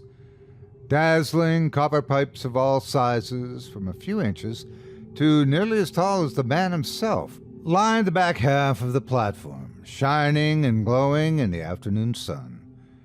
Before these lay a complex series of gears and pistons, intertwined in a convoluted array, all attached to a large metal drum at the head of the works. The drum itself was covered with bumps, mounted on a single arm and braced against a line of small metal thumbs. At the front of the mechanism, near Topplepot, was a small board with a series of buttons and pulls and switches, and a single hand crank. Would you like a demonstration? Topplepot asked. Calvin nodded. He very much would. The man turned to his machine, pulled at the pulleys, and pushed a few buttons, then flipped a few switches before he said, This is on its lowest setting. Just a small taste of what it can do. But I think you'll find it will satisfy any more questions you, he paused and nodded to Calvin's dad, or anyone else might have. Topplepot turned the hand crank, spinning the drum against the metal thumbs, and the air came alive with faint music. It was a light, subtle, and carefree tune, full of soft whistles, bright whirs, and clicks. The gears kept exquisite time, spinning the drum into the metal thumbs, which flicked against the bumps, feeding the resulting pattern into the pipes where the music poured forth. The tune was lovely, made Calvin want to smile, but he didn't understand what good it would do until he realized for whom the music was intended. Rats, a good 100 or more, came pouring from the general store, filing into the street in a single brown, obedient line. Women screamed. Men grunted in disgust. Everyone scooted to the far side of the street as the rats lined up in front of the machine and its absurd tune. There the vermin sat, all red-eyed but passive, as if waiting for their next musical command. Topplepot paused in his cranking long enough to flip a few more switches before he started again. A new tune emerged, similar to the last, but with a few notable differences. At the sound, the rats turned as one, heading down the street, shuffling quietly out of town, until they were almost out of sight. Topplepot released the hand crank, the music stopped, replaced all at once by a thin popping sound, like the noise of a gun being fired from very far off. In the distance, the obedient line of brown burst into a hazy cloud of red, then was gone. The crowd was breathless, as well as silent. "There you are, ladies and gents," Topplepot said, "and for the simple fee of only $1,000, I can rid your entire town of your nemesis." No one said a thing, except for the sheriff. "Well, then," Sheriff Parker said, as jovial and as warm as the man had ever been in his life, "let's find a place for you to put them oxen up while we discuss the terms of your contract." Calvin's dad caught Parker by the arm before he could make his way down the steps. He whispered, "What do you think you're doing?" Parker whispered back, "This man can take the rats away. It's the answer to our prayers, David." Calvin's father looked back at Topplepot a moment before he added, in another whisper, "But we don't have what he's asking, not even among all of us." Parker gritted his teeth and hissed through them, "Yes, but he doesn't know that. Just keep your trap shut and follow my lead." Calvin's dad looked worried at first, then, the whole thing settling on him like a slow rolling fog, a thin smile came to his lips. He passed a glance over the crowd, where just about everyone was smiling, as wide as he, and gave a sharp nod in agreement. Parker winked in return to his wooing of the exterminator. "Now then, Mr. Topplepot, I think—" "Topplepot," the man corrected him. "Sure, Topplepot. Whatever you say, Jackson." Parker paused and motioned to the big blacksmith. "Unhook his pack and stable him." He turned back to the tall man, having to crane his neck to look him in the face. "All free of charge, of course." The tall man looked down on the short sheriff as he echoed, "Of course." Calvin half expected Johnson to tell Parker to go to heck, but the blacksmith leapt to the job like he was making $1 million for just unhitching the team. Some silent understanding had taken place among the townsfolk, some quiet concurrence on what they were about to do. The men of the town crowded around the stranger and his wagon, making plans for a job that even a kid knew no one in town could afford. They ushered him into the Jack's Tavern, everyone talking at once about how glad they were that the man showed up just when he did, how lucky they were that he rolled into town, and how relieved they would be when this was all over. Calvin and Wyatt snuck around the side of Jack's Tavern so they could listen in on the proceedings. Over the next few hours, a deal was struck. For $1,000, the man would drive the rats out of town that very evening. $1,000. That kind of money was unheard of in a small town like Phosphor Flats. Calvin couldn't believe that a man as clever as this Topplepot appeared to be would even begin to imagine that anyone here could have $100, much less $1,000. Topplepot was treated like a hero for the job he had yet to accomplish.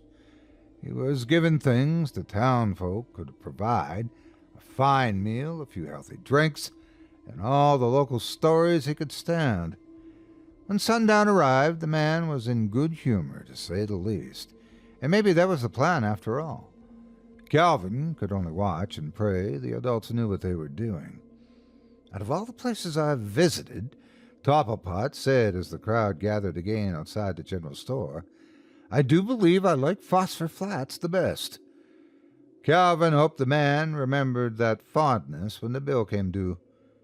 How does your machine work, mister? Harmonics, Topplepot said, as if that explained everything. Har what?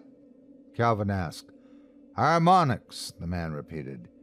He gave a little sigh when he realized that Calvin was confused. All sound transmit to the brain via the ears in the language of wavelengths. And these waves are the very same thing your brain itself speaks to your body through. So, you with me so far, son? Calvin nodded, but it was a lie. Well, the calliope taps into those wavelengths by manipulating the frequencies in which the brain and the body of the subject relate to one another. It controls the waves, alters them, forcing the listener to do anything I desire. Anything. The stranger bent over Calvin, his eyes alight with wicked joy. Anything. You just about ready? Parker asked as he joined them at the contraption. Topplepot stood and nodded. It looks like your entire population has turned out for this. And the man spoke the truth. Word had spread like some fast-acting plague, and every single citizen was there to see if the stranger could make good on his word. Well, $1,000 is a fairly steep price. We're all very excited to see if you can pull this off. Cocking his head at the sheriff, the tall man asked, You doubt me, sir? Not at all. Good then, the man said as he adjusted his levers and pulled the pulleys, because you good sirs are about to get your money's worth. With that, Topplepot turned the hand crank, and the same soft tune from that morning played, only this time it was a great deal louder. Calvin, as well as many of the other townsfolk, covered his ears, wincing at the mind-numbing volume of the comical music. This should be loud enough, Topplepot shouted over the cacophony, to reach from farm to ranch, all across your town. Calvin's dad, who was also covering his ears, for those closest to the calliope were getting the loudest dose, nodded at the stranger. Shrieks and shouts faded in and out over the music as the rats poured out from all sides, heading to the wagon, from both directions of the street, from far-off farms and overrun ranches. A brown and black and gray ocean of fur and teeth and beady red eyes surged toward the man and his machine. All the while the music ground on and on. Topplepot's strange smile took him again as he shouted, You best get out of the road. Let me handle this. After all, it's what you're paying me to do. Calvin's dad yanked his son by the neck of his shirt, scooping Calvin up just before the swell of rats could overtake him. The townsfolk stood on the porches and steps all along the roadside, watching in wonder as rats upon rats upon rats scrambled to get to the source of the music. A squirming, living flood poured down Main Street as the source of the town's worry came to seek its own doom. For several minutes the music played, drawing in its quarry, drowning its prey in the sweet, seductive tune. Like a sharp slap to the face, a sudden silence landed on the crowd. Topplepot adjusted his levers just before he started the music again, turning the crank as he shouted to the rats, Get on out of here! I'm done with you. Go on, take your rest now. The rats obeyed by splitting into two packs, turning tail and fleeing town by either end of the road. It didn't take long for the vermin to reach the limits of the town proper, where, one by one, the bursting began. This time, things weren't quite far enough away for the dramatics of a simple red cloud. No, this time, every bursting rat was accompanied by the horrible visual of dripping death and the stench of steaming life spilt on the dry earth.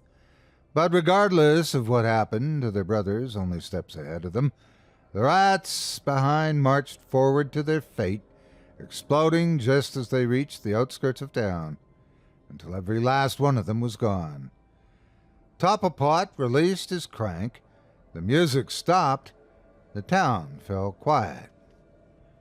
"Ladies and gentlemen," Topplepot said, "that, as they say, is that." A great whoop went over the small crowd. Applause thundered in Calvin's ears as the townspeople rejoiced in the man's wonderful accomplishment. Topplepot was all smiles and modesty, nodding at the heartfelt shouts of gratitude, waving at the appreciation. Parker was the first to approach the man again, his hand held out. "May I be the first," the sheriff said, "to thank you for this glorious thing you've done for us." "Trust me," Topplepot said, taking the sheriff's hand, "when I say it was entirely my pleasure. You, sir, are welcome to stay in Flats as long as you need, free of charge, of course." "Of course. Speaking of charges, I know it may seem a bit gauche to ask for my fee now, but—" Topplepot paused, letting the words linger, a verbal hand seeking what now belonged to him. Parker slid alongside him, patting the taller man on the back as he tried to lead the stranger back toward the tavern. "Nonsense! Get yourself a good night's rest, and we'll talk all about that in the morning." Topplepot stood firm. "I'd like to discuss it now, if you don't mind." "Please, let's just—" "I get the distinct impression you don't wish to discuss my fee." "That's because we don't have your money," Calvin's dad interjected. "Excuse me?" Topplepot asked. "David!" Parker snapped. Calvin's dad stepped down from his store to stand eye to eye with the man he'd helped deceive. "We don't have your money. I'm very sorry, sir." Topplepot stood, his head in confusion. "Sorry? You promised me my wages for my work. You made an oral contract." Calvin's dad eyed the rest of the lying townsfolk as he said, "We don't have $1,000. We don't even have 10. Parker snatched Calvin's dad by the wrist. "We had a plan." Calvin's dad jerked his arm away. "You had a plan." He turned back to the stranger with a sigh. "We're a very poor town, Mr. Topplepot, but we're proud. We took advantage of you, and we will do whatever it takes to make up for that mistake. Won't we, Mitch?" Sheriff Parker, now red as a pickled beet, nodded but said nothing. "Yes, you will," Topplepot said. Calvin thought it odd that the man's words weren't a question or even a shocked repetition. It was a declaration that made the young boy's skin crawl to hear. Calvin's dad pressed on with his apology. "We can scrape together some supplies, some feed for your oxen, a few knickknacks that might fetch you something in the city. It won't meet your fee, but our gratitude is genuine, and you can always return here any time you like." "I appreciate your honesty," Topplepot said, "but I would have appreciated it more before I kept my part of the bargain. Still, I suppose it's refreshing to see a semi-honest man." "Then you'll allow us to make it up to you?" Calvin's dad asked. Topplepot grinned. "I think there are a few things in your lovely town I can make use of. Something valuable to me, but even more so to you, I would wager." "Nonsense, by all means, consider it yours." "Oh, I will. Have no doubt about that." Topplepot turned back to his machine and began pulling pulleys, pushing buttons, and flipping switches. What are you doing? Calvin's dad asked. Let him be, Parker said with a snort. What's the worst he can do with that thing? The rats are gone. It's not like he can bring them back. And the music man laughed low and sinister as he adjusted his machine. I just thought I'd share one more tune. Topplepot looked over his shoulder, grinning wide as he added, Free of charge, of course. With that, he turned his crank. A new piece of music filled the air, this time a jaunty little tune that made Calvin want to get up and dance. So he did. Without hesitation, without a thought as to how he looked or acted, he leapt to his feet and began a silly little jig. He didn't even know how to dance, and there he was, capering like a wild goat on a spring morning. And not just him, either. No. Wyatt had leapt from his seat across the road, shimmying and shaking in the dirt. Lucy Stacks was dancing close with Bobby Hanson. The Packard twins were waltzing across the street. In fact, all the kids from town, all 30 so of them, were dancing up a storm right in front of Topplepot and his marvelous invention, all to the tune of a driving, cheerful beat. They were having the time of their young lives. The adults, however, weren't. They started to shout and cry, holler and plead for the children to stop dancing. Stop this madness! Calvin's dad yelled. He grabbed up Calvin, holding him by his shoulders from the ground. But even this didn't stop him. Calvin's feet continued their worship of the music, dancing on air as his father held him high. You! Calvin's dad growled at Topplepot. You're doing this! Topplepot shrugged as he flipped a single switch on the machine. A little tin whistle was added to the jovial music. Calvin's dad went tense, dropping his son to the ground as a strange stiffness settled over him. It was as though he had been glued to the spot by the same tune that Calvin had been dancing to. Calvin glanced up to his father to see a look of worry and shock. He wanted to tell his dad it was all right, that the music made him happy inside, but he couldn't. He opened his mouth to speak, but nothing came out. Then his father got big, really big. In fact, the whole world got big all around Calvin, because he was shrinking. So were Wyatt and the Packard twins. But they weren't just getting smaller. They were getting hairier and toothier. And Calvin just about knew what was happening when he caught sight of his own long tail. All of the adults watched, frozen to the spot, as their children twisted and danced and shrank into beady little-eyed rats. The rats that snapped and growled. Rats with bright red eyes that spoke of an impossible intelligence. Topplepot laughed as he fiddled with the dials. I warned you, those who don't take my services seriously pay the price, one way or another. A brand new tune reached Calvin's tiny ears, and with it he felt a powerful hunger overtake him. A hunger for meat, raw and chunky, and red with blood. It was unlike anything he'd felt before. It struck him in the belly, driving Calvin to seek sustenance right away. But what could a little rat boy eat? What kind of meat was so plentiful, so within his reach, and so very fresh? Calvin heard his father's cries before he knew what was happening. At the back of his mind, somewhere that used to be the little boy, he knew he was doing wrong.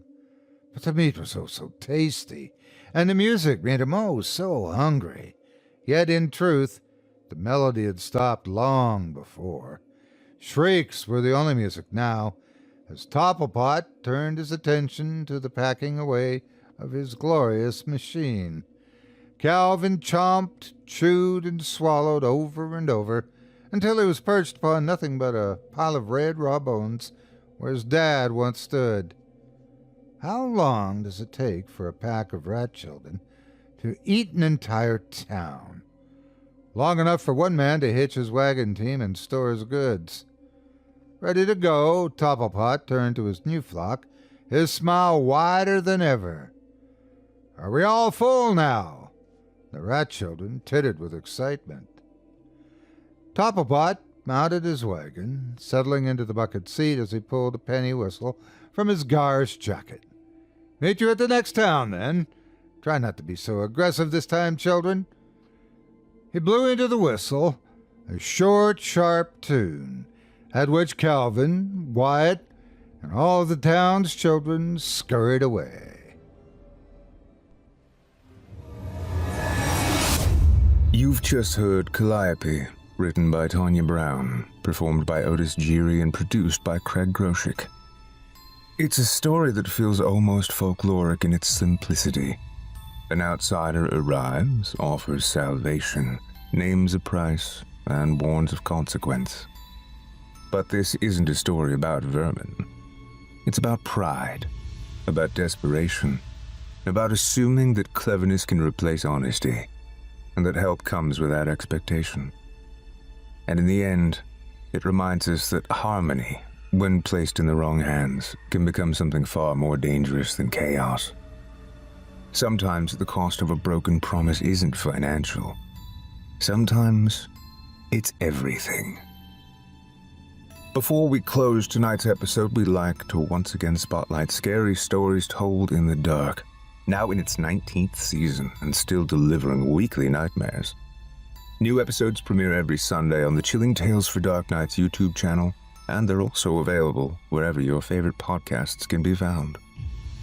With hundreds of episodes in its archive, including a vast library featuring the unforgettable performances of Otis Geary, as well as newer installments hosted by Malcolm Blackwood, there's never been a better time to explore everything the series has to offer.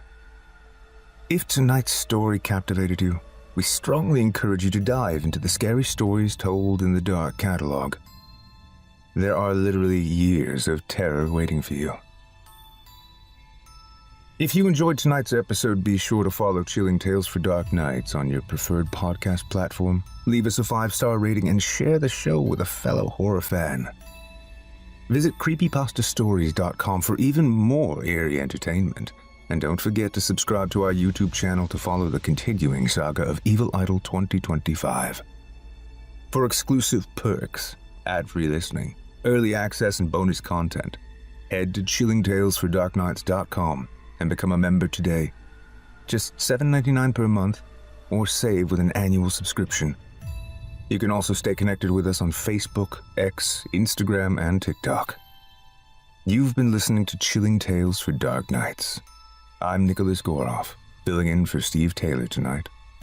Until next time, turn off the lights and turn on the dark.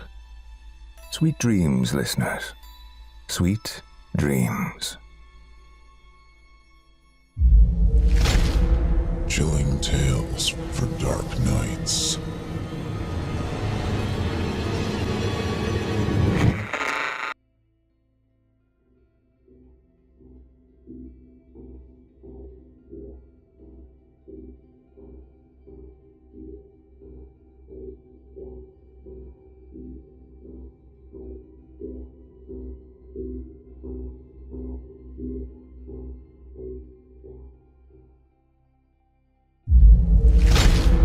Chilling Tales for Dark Nights.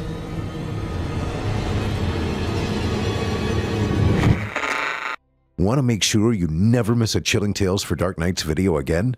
Be sure to subscribe and hit that bell to turn on notifications. Dakota lifted his gaze from the burning embers of the campfire toward the sky. Tonight, the stars were brilliant in a cloudless sky. Tree limbs, heavy with unfallen leaves, barely moved. This natural stillness normally produced a calm within him, a calmness his people expected of their medicine man. His leadership over the past 4 decades had kept his tribe fed and safe, a fate other groups did not achieve. But his intuition told him all was about to change. Tonight, dread filled his soul. He sensed the coming of an event so horrific it would tear his world apart. Stories told around a campfire by the ancient ones so long ago forewarned of a night like this, a night where the silence would be broken by a scream of light. As he watched the thick ribbon of stars flowing from southwest to northeast, a bright light caught his attention. Barely distinguishable among the others, its movement caused him to study it more carefully. The speed of the light crossing the sky increased, as did the intensity of the glow. When it passed overhead, he felt and heard the scream foretold by the Ancient Ones. The light disappeared behind a ridge, and the roar of a windstorm could be heard for only a few moments. Then, silence. His world returned to quiet as if nothing strange had occurred. The ribbon of stars provided enough light for him to distinguish landmarks, telling him where the odd light had fallen to the ground. Covering his campfire with dirt until the glowing embers faded, he set out, determined to discover if his fears concerning this event were justified. His search took most of the night. When he topped a ridge half a day's walk southeast of his village, he saw an object below in a valley. An object he had never observed before, but one described to him long ago by the Ancient Ones. It resembled the egg of a bird, only thousands of times larger. 4 legs extended from the body of the egg to the ground, supporting its weight. The outside of the structure reflected the dim glow of the stars. Strange markings were evident on the sides. From his vantage point above the valley, he stood like a statue. How long he remained unmoving, he did not know. The eastern sky glowed with the coming of dawn, and yet he continued to direct his gaze on the strange object. Hours passed. The sun rose in the morning sky. Still, Dakota remained. With the sun directly overhead, the object vibrated and a hole appeared underneath. Dakota stepped behind a large tree to obscure his presence from whatever might emerge from the egg. To his surprise, a box with 4 tubes attached to the corners began to be lowered to the ground. His curiosity satisfied, he turned and began the long trek back to his village. He would need to explain the dangers that lay ahead. The Ancient One's predictions, heard so long ago, would finally come to pass. Flight Commander Logan O'Neill read the planet survey summary for the 4th time. The original examination of this particular planet, accomplished by an unmanned probe 100 years prior, identified it as an uninhabited M-class planet.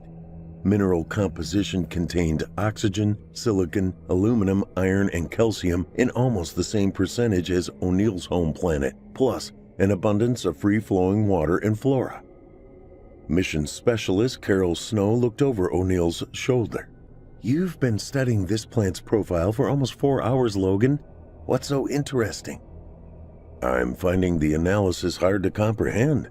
A planet of this age, with all of these resources, should have produced multicellular reptilian or mammalian life by now. I realize I'm supposed to know this, but remind me again the age of this rock?" O'Neill smiled. "This planet's star is relatively young for this section of the galaxy. It's 4 billion years younger than Sol, so maybe it hasn't had time for the proper evolution to kick in. From what I've seen, it is beautiful. Too bad we're here to screw it up." "Not necessarily. The Foundation has learned from some of its earlier mistakes. We are not here to terraform the place, just identify its worthiness for colonization." Snow kissed his forehead. "Oh, how naive that sounds, Logan. The Foundation will colonize, conquer, and ravage this little piece of heaven in the galaxy, just like it has on other planets over the generations." "Then why are you on this mission if you feel so cynical?" "I'm an explorer, Logan. I love discovering new things, and more importantly, I love you." She patted him on the shoulder. "Besides, I find your innocent naivete charming. You're the last optimist in the galaxy." She chuckled and left the command center. He watched her leave and said under his breath, "It's not that I'm naive. I just choose to be positive about our explorations." Returning his gaze to the computer monitor, he continued to go over the previous survey of the planet.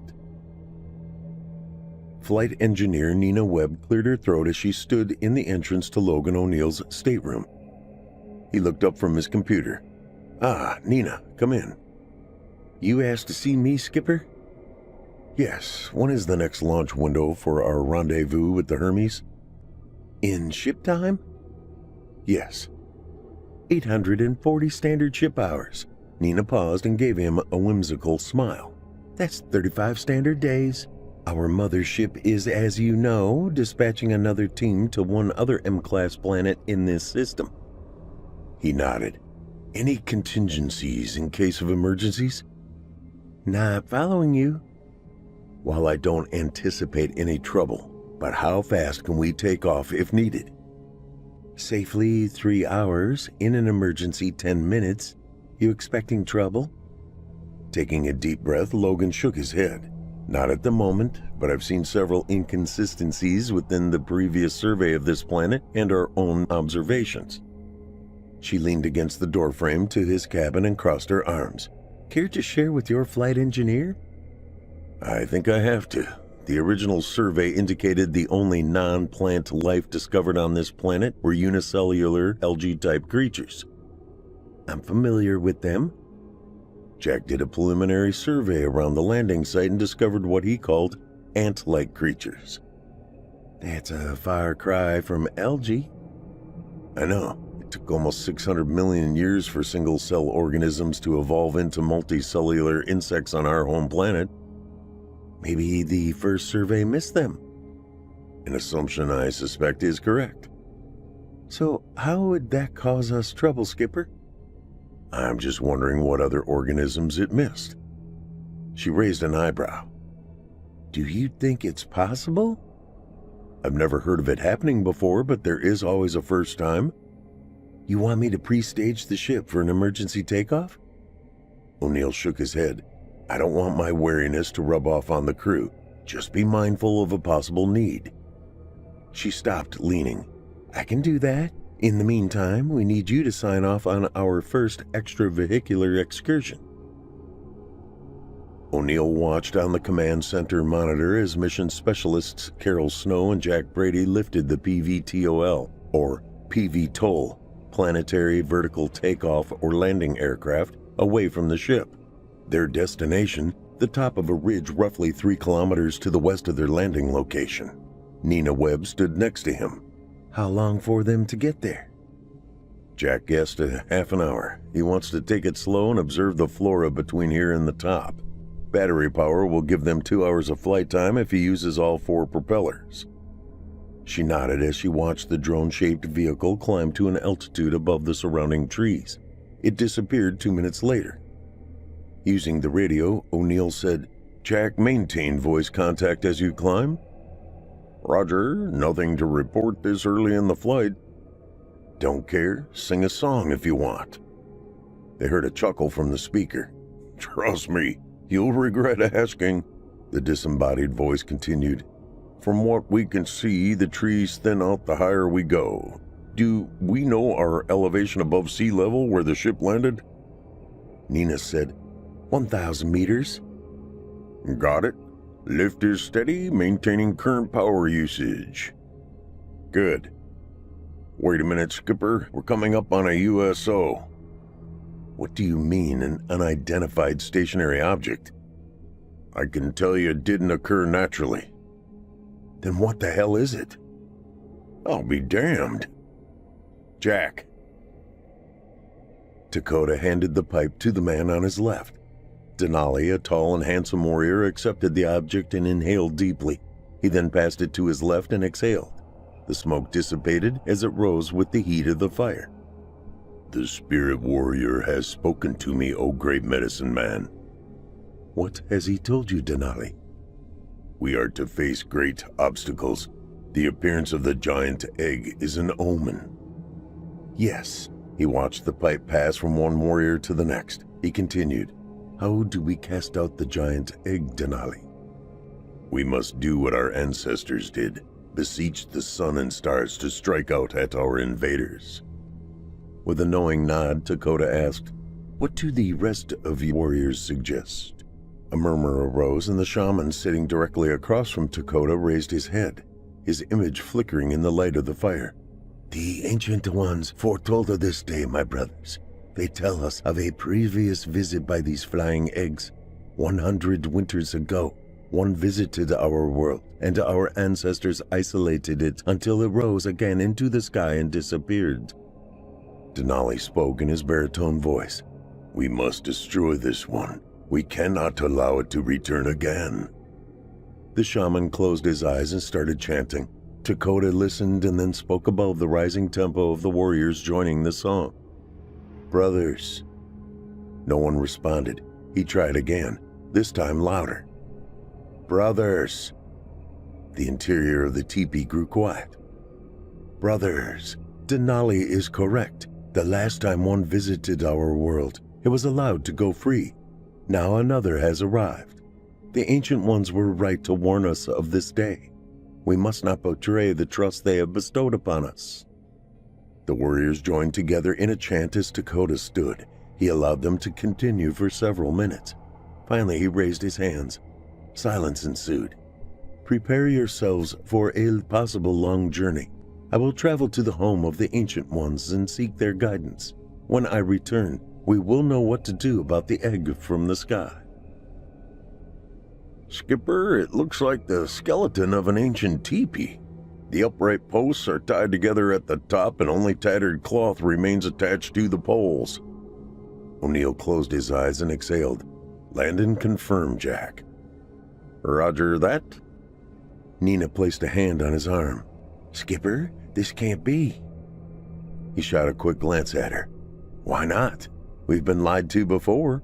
What makes this situation any different? This planet is not supposed to be inhabited. So we were told. Neither Nina or O'Neill spoke as they listened to Brady land the PV toll. They heard both Carol and him securing the aircraft from flight mode. Brady said, Carol, stay with the PV toll. Leave the rotors on idle and I'll check this out. Roger. Silence ensued on the speaker for several minutes. The next song came from a winded and excited Jack Brady. Skipper, this damn planet has intelligent life on it. Take a breath, Jack, and then explain. Inside the teepee poles was a charred area surrounded by a circle of rocks. Animal remains were also nearby. I would swear they belonged to a rabbit and several birds. O'Neill took this information and stared out the command center viewport. Finally, he said, collect samples of the remains and return to the ship. Roger. Paul Weaver, the ship's pilot and communication engineer, crawled up the ladder into the command modular. Hey, Skipper, we're getting a distress call from the Hermes. O'Neill fixed his attention on the man. Put it on speaker. The pilot went to a communications console and flipped a switch. A disembodied voice said, Repeat. Hermes 1, this is Hermes. We are declaring an emergency. Do you copy? O'Neill slipped on a headset with a built-in microphone. Hermes, this is O'Neill. State your emergency. Logan, this is Barbara. We just launched Hermes 2 for its descent to TRAPPIST-1D when we got hit by a massive solar EMP. The pulse knocked out 90% of our ship's computers, and we are on manual control. Only communication and life support systems are online. What about Hermes 2? They are not responding to our requests for updates. Barbara, can you reboot the computer systems? No one is sure right now. I'm being told some of the circuits are fried and need to be replaced. Do you have enough replacement parts? My chief engineer is too busy to ask at the moment. What about propulsion control? That's what they're working on. Our orbit was low so we could launch Hermes 2. We're getting ready to... She paused. Just a second, Logan. The three individuals in the Hermes 1 command center remained quiet. O'Neill thought he could hear his heart pounding in his chest. He looked at Paul, snapped his fingers, and whispered, Get on the sensors and see what you can detect. With a nod, the pilot moved to another console and started making adjustments. O'Neill turned to Nina. Check to see if the EMP affected any of our systems. TRAPPIST-1D isn't aligned with 1E right now. Sunspots are regional and electromagnetic pulses, when emitted, are normally a focused beam of high energy. We should be okay, but I'll check. Do it. The voice of the Hermes commander came back on the speaker. Oh my God, Logan. The Hermes 2 entered the atmosphere, broke apart, and the pieces are burning up in the atmosphere. O'Neill closed his eyes and shook his head. What about your situation? Any updates? Not looking good for us either. Her voice remained calm and professional. We can't stop our orbital degradation. I'm told if we don't get our propulsion back online here in the next few minutes, we're doomed. Not sure what to say, Barbara. Nothing to say, look. The hiss from the speakers told O'Neill all he needed to know. Hermes had entered the planet's atmosphere and was probably breaking up. He looked at his pilot, who turned and just shook his head. Damn. Paul said, Skipper, in the data we received, TRAPPIST-1 was classified as a stable G-type star, similar to Sol. However, readings we are getting show it's actually an M-class. It's several billion years older than Sol and entering a phase of instability. Wait a minute, Paul. That data indicated it was younger than Earth's sun. Not according to what these instrument readings are telling me. The flight commander drummed his fingers on a control panel. What the hell else is incorrect about our information on this system? Nina looked up. Whatever it might be, it just cost the lives of every crew member of the Hermes, Hermes 2, and probably us as well. We've got no way to get home. Dakota entered the cavern only he, as the medicine man, knew about. His predecessor and mentor introduced him to this sacred place over 40 winters ago. Since then, his need to travel to this location rarely occurred. Tonight, he felt a compelling need to consult with the Ancient Ones. Communicating with them required a simple but intricate process. Stripped down to his loincloth, he sat cross-legged in the center of the sanctuary's smooth floor. Before him stood a clear tube half the height of a grown male. He sat with his hands on his knees with his palms facing the ceiling. Closing his eyes, he recited the words his mentor told him to memorize so many years ago. The words held no meaning for him, but his instructions were to pronounce them properly and in the correct order. Alpha 5-2, Beta 9-7, Phi 12, Delta 72, Lambda 17. A glow appeared at the bottom of the tube, intensified and extended to the top as he recited the words. When he finished, a baritone voice said, "Who has spoken the code?" "It is I, Dakota, medicine man of the Nuevo Nation of Humans." "You are recognized, Dakota. Speak." "A large egg-shaped vessel has landed on our world. I grow concerned about the appearance of this object and seek guidance on how to protect my people." "Dakota, medicine man of the Nuevo Nation of Humans, think back on the teachings of your ancestors. Did they not predict this would happen?" "Yes." "Are there men like yourself inside the vessel?" "I do not know. I have not seen any." "When you see who occupies it, you will know what to do." "How?" "Think back on your lessons from your ancestors. They told you about this day. Remember their words." "But..." The glow diminished and Dakota knew the interview was over. He sat in the dark as the final words spoken to him suddenly made sense. The mood among the crew of the Hermes 1 could only be described as dire. All were professional astronauts with thousands of hours of experience.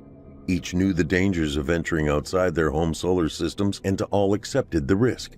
However, the reality of the current situation made them face the cold, sobering fact they were now stranded 40 light-years from their home planet. Carol Snow stood behind O'Neill as he studied the readouts of the demise of the Hermes mothership.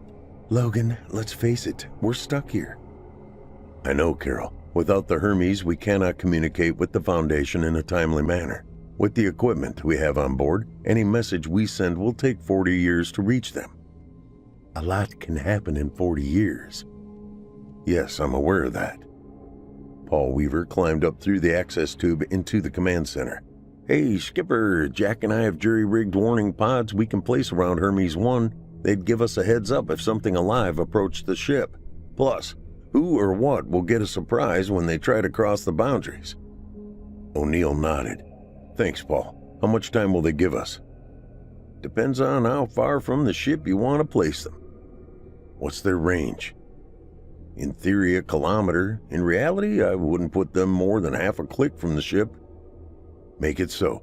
Before you go, Paul, do we have the fuel to take off and land again?" "Couple of times. Why?" "In case we need to move our location." "We'll need to be careful with our fuel use. What if the next place is worse?" "Good point. Okay, you and Jack go ahead and set up the early warning pods, but neither of you are to do anything solo. Always have a buddy with you on extravehicular activities." "Got it, Skipper." When the pilot disappeared down the access tube, Carol turned to O'Neill. What are you not telling us about this planet, Logan? He hesitated for a few moments. The information in our database about this place isn't even close to what we've observed. Before we broke Earth orbit, I was assured the survey information about this planet would be 100% accurate. Now it appears there's probably intelligent life here. I think it's more than probable. I agree, but how do we prove it? Send up the high-altitude unmanned drones. If the place is inhabited, they should be able to tell us. That's a good idea, Carol. Can you work with Paul to get them in the air? She nodded. Then what? We slip into survival mode. If the place is inhabited, we need to determine if it is hostile to our presence. If we find they are, we need to find somewhere we can defend, settle in, and survive. 4 drones lifted off from a patch of ground north of Hermes 1. All were programmed to seek out nutrient-enriched soil and flowing water. Plus, they were equipped with ground-searching radar and ultra-red imaging to search for living organisms. Paul Weaver controlled the flights remotely from his console on the level below the command center. Each of the drones had a range of 100 kilometers and would spread out within their quadrant in a triangular flight pattern. The programmed path would return the drones to the Hermes 1 when their missions were completed. O'Neill asked, "Do I need to help you monitor them, Paul?" Weaver smiled and looked up at his commanding officer. "Skipper, don't worry. I know what I'm doing." With a limp smile, O'Neill placed his hand on the pilot's shoulder. "I know, Paul. I'm just anxious about the results." "Me too. If there's anything to find, they'll find it. What if we need to move to another continent? Do we have the fuel?" "We would have to gain orbit and then land. We've only got the fuel to do that once." "Then let's find a compatible spot close to here. How many jumps could we do?" "Max of 3. Beyond that, I can't promise a smooth landing." "Got it." O'Neill retreated to his stateroom 2 floors below. When he got there, the room was empty. After taking his uniform off, he lay on his bunk with his hands behind his head. 15 minutes later, Carol Snow entered the room and locked the door. She wore a simple smock, which she pulled off over her head. O'Neill watched her and lifted the covers as she slipped in next to him. She snuggled and asked, "Are we going to be okay, Logan?" Silence filled the room as the commanding officer drew her into an embrace. "The optimist in me says yes. The realist isn't sure yet." She buried her face against his chest, his arms encircling her. She said, "I want the optimist to be correct." "So do I." The 6 crew members gathered in the galley the next morning to listen to Renee Weaver, the mission's biologist and medical doctor, summarize the drone missions from the previous evening. "If we stay where we are now, we're basically screwed." O'Neill sipped coffee. "Why?" "The soil within 200 kilometers of our position has a high alkaline pH. So high, only certain trees, shrubs, and vines can survive. The drones found no edible vegetation within a 100-kilometer radius circle. Limestone is prominent underneath the subsoil. While we have evidence animals were here at one time, they seem to have disappeared. I don't even recommend consuming the water." O'Neill raised an eyebrow. "Surely our osmosis system will clean it?" "Preliminary analysis shows unknown single-cell organisms in abundant quantities. The process will get most of them, but it's the ones we don't get that worry me." "What about boiling the water?" "We can try, but some of the bacteria appear to be heat-resistant." "How about ultraviolet radiation?" "We're still testing and it shows promise."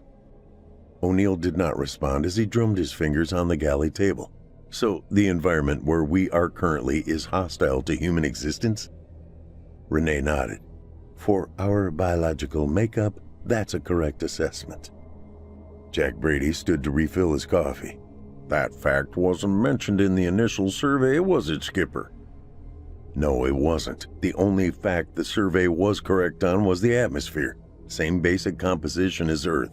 78% nitrogen, 21% oxygen, 0.9% argon, and 0.1% other gases, such as carbon dioxide."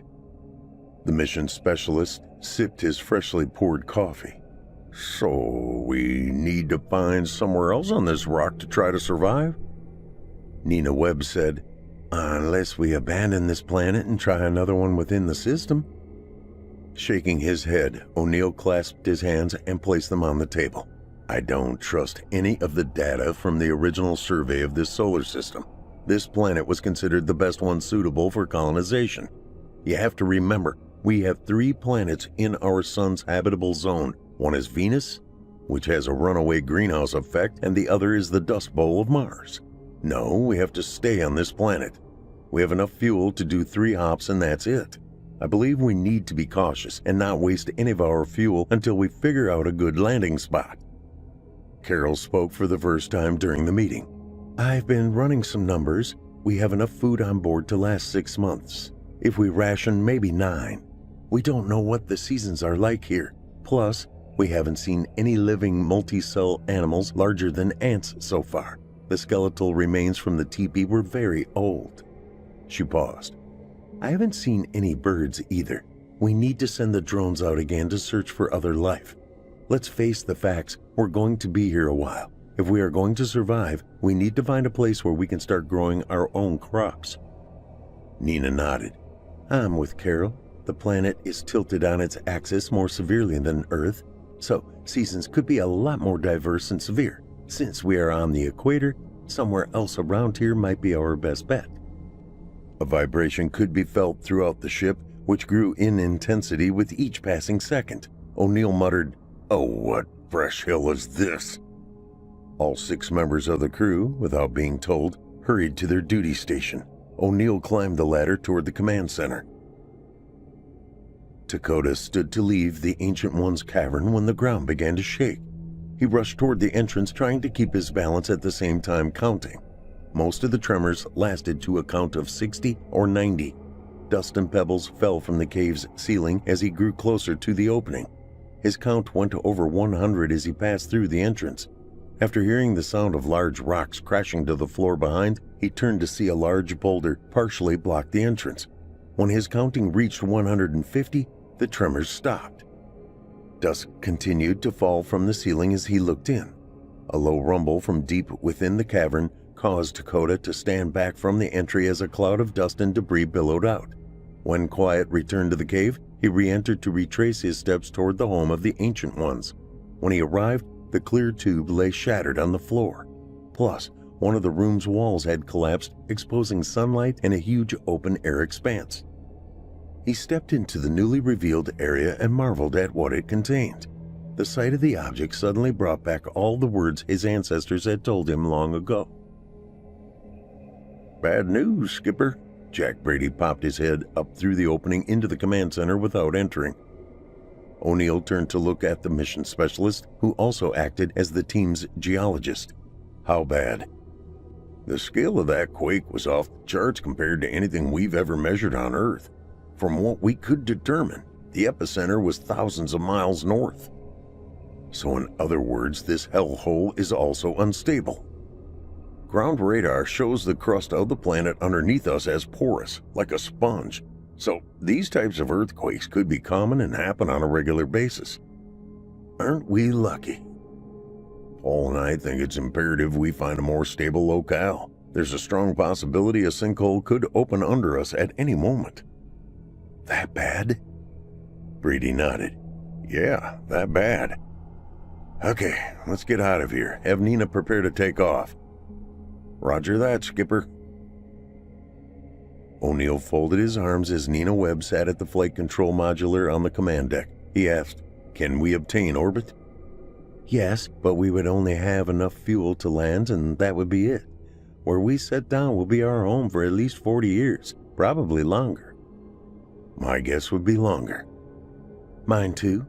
She looked up at him. "Jack is concerned about the data we have on this planet." "I don't trust it either." "What happens if this is the most stable region on the planet?" "The thought has crossed my mind." "Like we've discussed, we have enough fuel to do 3 medium-length hops or make orbit once." "I know. When we first got here, I argued with the mission commander about letting us orbit for a day or so to get a feel for the place. She told me to trust the surveys and do my job." "Guess you won't get a chance to tell her she was wrong." "No. He scratched the stubble of his week-old beard. "Keep preparing the ship for takeoff. I'm calling a meeting with the others." 15 minutes later, the remaining 5 members of Hermes 1's crew gathered in the galley. O'Neill started the meeting. "I've had a short conversation with Nina. She says we have enough fuel to make orbit and then land again, hopefully in a more stable environment. The original survey of this planet indicated where we are today is the best suited to start colonization." He looked at all 5 individuals. "As we have discovered, the survey was total BS." Nods from the others. "Okay, we have a decision to make. Make orbit and take our time surveying the planet and pick a new spot. Once we do, that's it. We have to make it our home for the foreseeable future." Carol asked, "Or?" "We make up to 3 medium-length hops to various spots and see if they are more stable." Renee Weaver raised her hand. "How far is a medium hop?" "Good question. Nina told me less than 1,000 kilometers." "What if we make shorter hops? Can we make more?" Shaking his head, O'Neill said, "Doesn't work that way. Most of the fuel is used on takeoff and landing. We have enough for 3 and only 3. Renee and Paul looked at each other. He nodded, and she said, "Paul and I vote to make orbit." O'Neill looked at Jack. "What do you Nina say?" "Orbit." Carol put her arm around O'Neill's waist. "What do you think?" "It's up to you." "Orbit." "Then it's unanimous. We make orbit and see what's going on with this rock." The egg-shaped vessel emitted fire as it rose toward the heavens. Dakota felt a sense of satisfaction. His plan to force the object to leave would remain that, only a plan. Since it included the possible deaths of whoever traveled within the egg, he felt a sense of relief. He did not want to instruct the warriors of his tribe to take a life. Killing was never a good answer, but in self-defense of his people, he would not hesitate to make the decision. He watched it until the object disappeared into a cloudless sky. The rainy season would start soon, and it was time for everyone in his tribe to start planting. The shimmering radiances, known to him as devil lights, lit the sky as the sun set low on the western horizon. The increasing frequency of their appearance concerned him, along with the growing intensity of the earthquakes and the scarcity of game for his warriors to hunt. Maybe it was time to move his tribe, although where to remained a mystery. Hermes 1 circled the planet TRAPPIST-1e in a polar orbit for a week. While the ship circled the globe every 90 minutes, its rotation underneath them exposed a new part of the surface each time around. This allowed the crew to search the entirety of the planet for a suitable landing zone. At the end of the week, having measured and surveyed the entire planet numerous times, a dejected crew gathered in the galley for yet another briefing. "Well, now we know," Jack Brady summarized the findings. "There is a narrow strip of arable land extending 150 kilometers above and the same distance below the equator. Since most of this planet's surface in this narrow region is ocean, where we originally landed seems to be the most hospitable section of the planet." O'Neill stood off to the side of the meeting, his arms folded with one hand supporting his chin. He let the crew talk. Renee Weaver spoke next. "Paul and I have been able to determine this planet, like Earth, possesses an iron core and thus a magnetosphere. Unlike Earth, it is less dense and only protects this narrow strip around the planet from solar radiation emitted by TRAPPIST-1. The loss of the Hermes and our sister ship Hermes 2 was due to an outbreak of sunspots which are causing numerous EMP bursts. We believe this particular star is entering a new stage of solar instability, and at some point in the near future, the radiation emitted by the star could overcome the weak magnetic field generated by the planet's less dense iron core. When that happens, whatever life is left will be wiped out." O'Neill spoke for the first time. "So even if we find a place where we can grow crops and build shelter, it will all be for naught." "Unfortunately, Skipper, that is correct." "How long?" Paul answered. "Year, 2, maybe never. As we know, the data from the early exploration of this planetary system was completely wrong. We don't know the planet's history. The current situation may have been the norm for centuries. We just don't know." The commander pressed his lips together.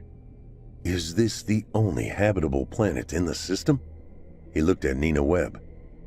No, TRAPPIST-1D is similar, but we don't have the fuel available to break orbit, circle it, and safely re-enter the atmosphere. Puts us in a no-win situation, doesn't it? Everyone nodded.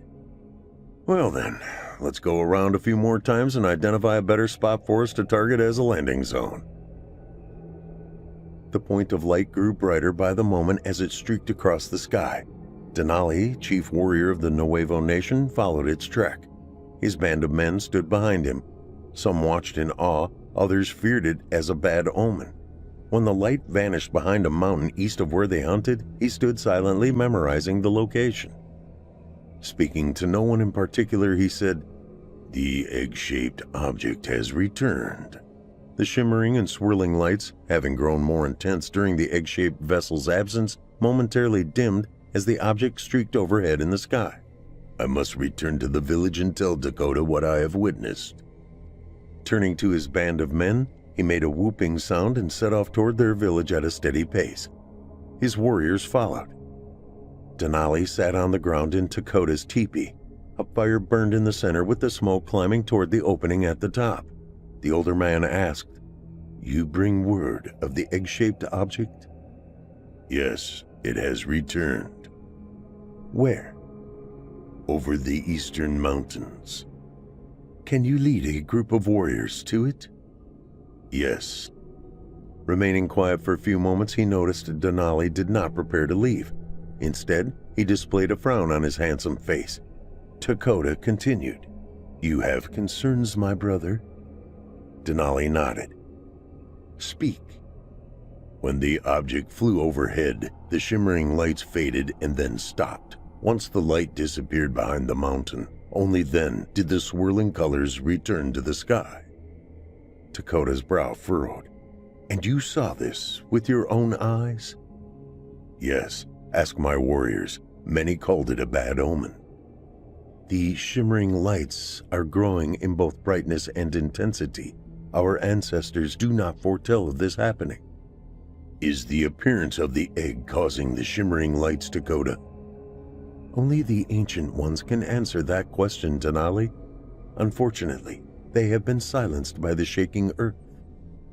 "What do you ask of me?"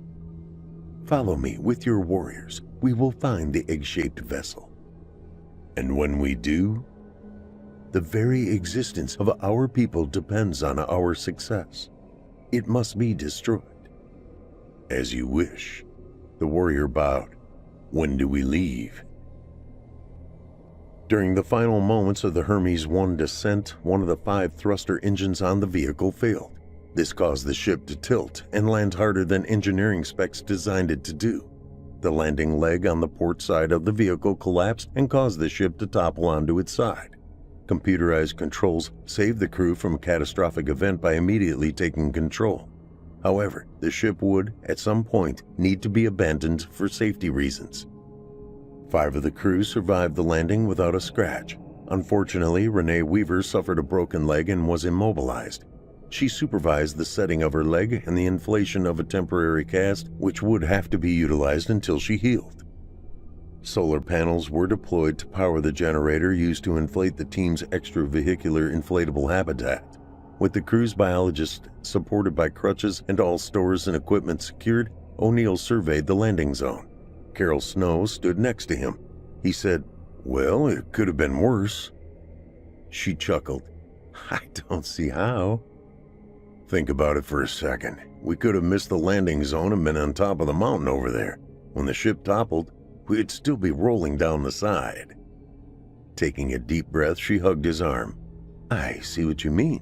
Lucky us." "Yes, in 40 years, when our SOS sent from orbit is finally received on Earth, they will assume we are all dead. I am sure cost-cutting measures will be enacted and a rescue mission won't even be discussed." "So, this is it?" "Yeah, this is it." Jack Brady cleared his throat. "Sorry to intrude on you two, but we have another problem." Rolling his eyes, O'Neill took a breath. "You're just full of good news lately, Jack." "Sorry, Skipper, but I found something about a half click from here you need to see." O'Neill noticed a sidearm on the mission specialist's hip. Why the gun? I found human tracks. Bending over, O'Neill examined the imprint in the soil. Damn, it sure looks like a human foot. There are more prints 10 meters to the east. How many? I guess a party of maybe 4. That is, if they walk like we do and don't have 4 feet. Brady smiled when he said it.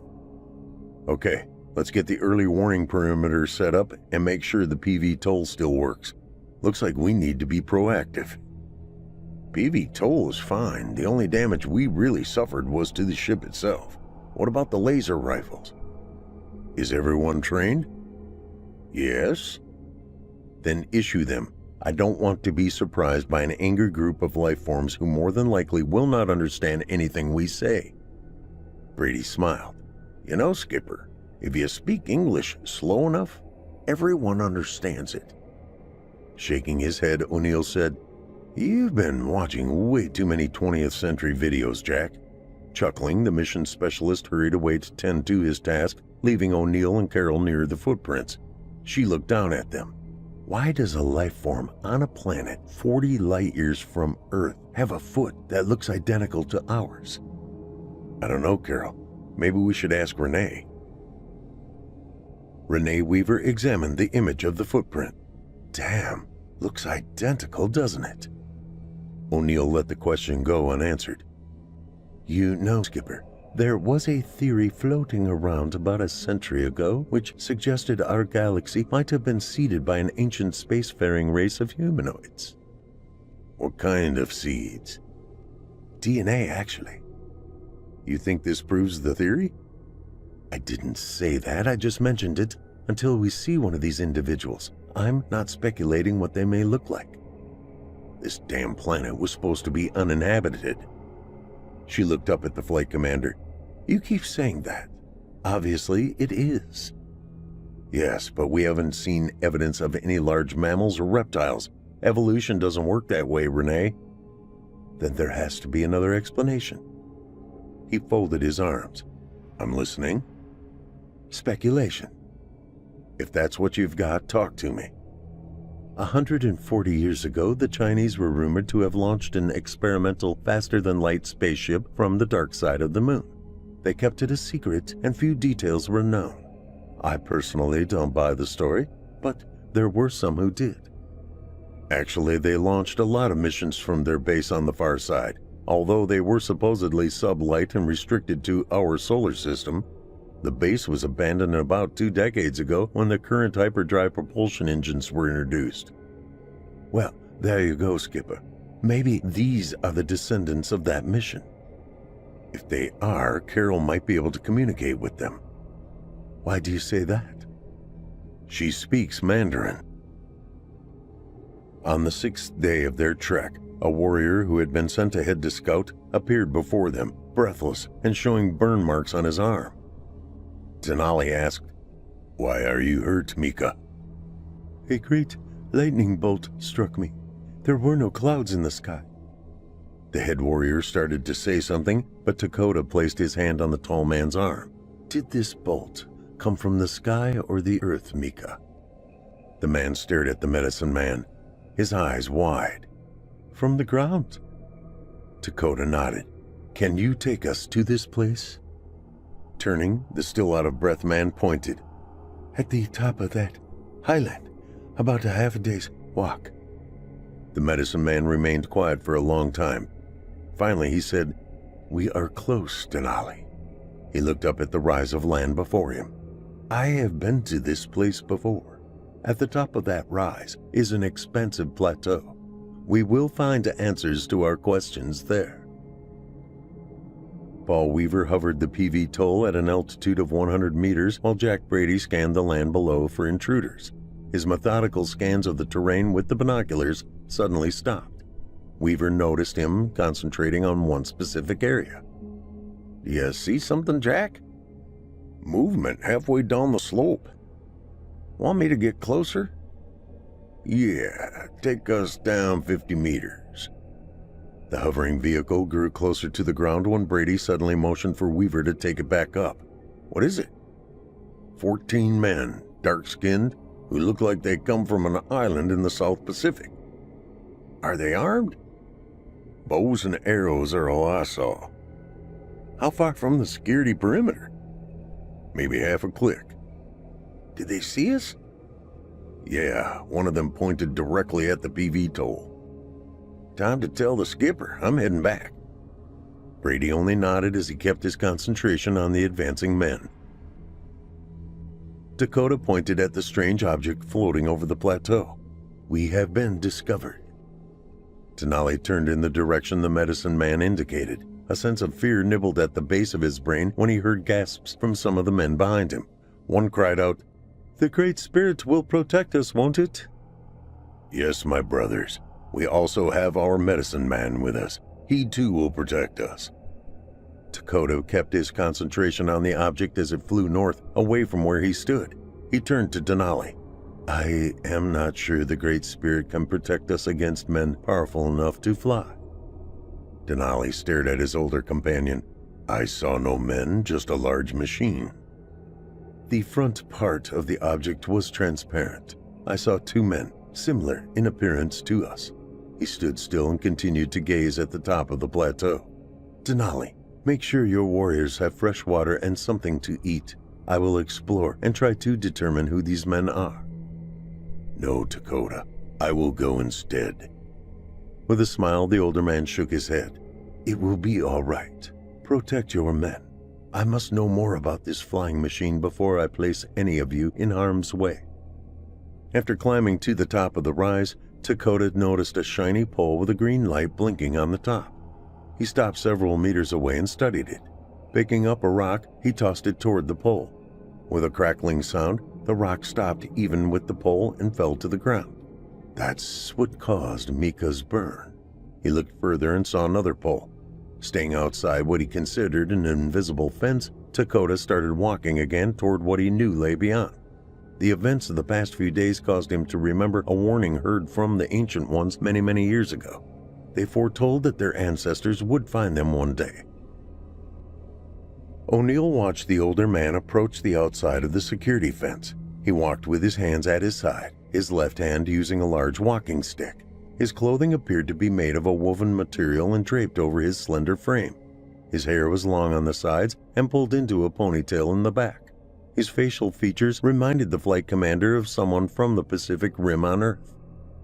He stopped and raised his right hand. He spoke, but O'Neill did not understand. Carol said, "I think he said he is not a threat." "Mandarin?" "A mangled version of it." So the rumor may be true. This could be what's left of the Chinese experimental spaceship. Can you ask him his name? "I'll try, but I might be asking for a soup recipe."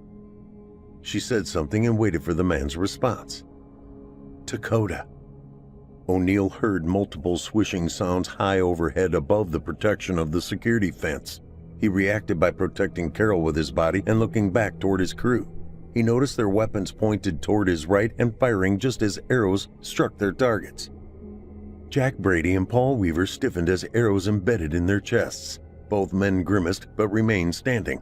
They trained their weapons on targets to O'Neill's right and continued to fire. Nina Webb collapsed with an arrow through her upper torso. O'Neill withdrew his weapon as he looked in the direction of his team's fire. At least 12 warriors, similar in appearance to Dakota, collapsed, all suffering from massive damage from the weapons burning huge holes in their torsos. Moving his handgun toward the old man, he saw horror in his expression as he watched his warriors collapse and die from the laser fire. A tall man, his right arm missing, started running toward O'Neill screaming. He ran into the security barrier and burst into flames. The carnage subsided, and the flight commander aimed his weapon at the old man just outside the electronic fence. The only survivor now displayed a mask of grief. O'Neill said to Carol, "Ask him why they attacked." She spoke and saw the old man return his gaze toward them. He emitted sounds. The length of time between his words and Carol's translation seemed like an eternity. "They were following my orders. Forgive me. I only now understand who you are." O'Neill turned to check on his crew. Jack and Paul were now prone on the ground. He felt the carotid artery of each and then closed his eyes when he felt Nina's. They're all dead. He pointed his handgun at the old man again. Ask him why I should not kill him where he stands. Carol mumbled a few words and the old man nodded. He spoke and Carol translated. You have every right to do so, but I can show you to a ship that will take you home. 4 months later. The ancient ship, found in a hangar carved out of rock on a mountain, took a month for O'Neill and Carol to prepare for takeoff. Now, after 12 weeks of acceleration, it approached what many physicists claimed was an unbreakable wall. Carol looked up from the flight controls of the Chinese spaceship and said to O'Neill, It appears we will reach the speed of light and then accelerate beyond, once we're through the barrier. That is what the AI program Dakota called the Ancient One explained. He turned to Renee Weaver. How long will it take to get back to Earth once we cross the barrier? The passage of time will slow for us as we reach and exceed the speed of light. Once we cross the light speed barrier, it will seem more like 3 or 4 months from our perspective. On Earth, time will pass normally. I'm guessing we will get home a few years before our SOS message reaches them. O'Neill took a deep breath. I'm sorry Paul is not with us. Yes, so am I. Carol said, Dakota told me he knew the planet was dying. The Ancient Ones told him his ancestors would someday find his tribe, reveal the truth, and take them home. Apparently, he was also told about this ship, but didn't know its location until a recent earthquake. I'm glad we were able to rescue the remaining survivors of his tribe. She turned to her husband. Why did Dakota remain behind? I don't know. You were the last one to speak to him. What he said didn't make sense. What was it? All of life is dreamwalking. All of death is going home. O'Neill nodded. It's an ancient Chinese proverb, one I heard numerous times before we left on Hermes. His mission was over. He saved his people. Now, he could rest. Chilling tales for dark nights.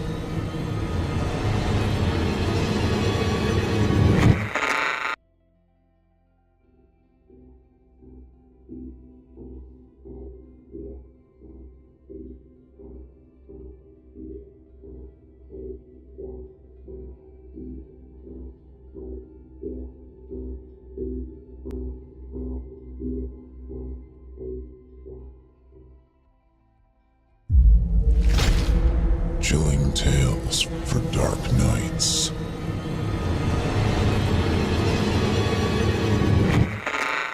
Want to make sure you never miss a Chilling Tales for Dark Nights video again? Be sure to subscribe and hit that bell to turn on notifications. The following program is a production of Chilling Entertainment and the creative team at Chilling Tales for Dark Nights, and a proud member of the Simply Scary Podcast Network. Visit simplyscarypodcast.com to learn more about this and our other weekly storytelling programs, and become a patron today to show your support and get instant access to our extensive archive of downloadable tales of terror. Thank you for listening, and enjoy the show.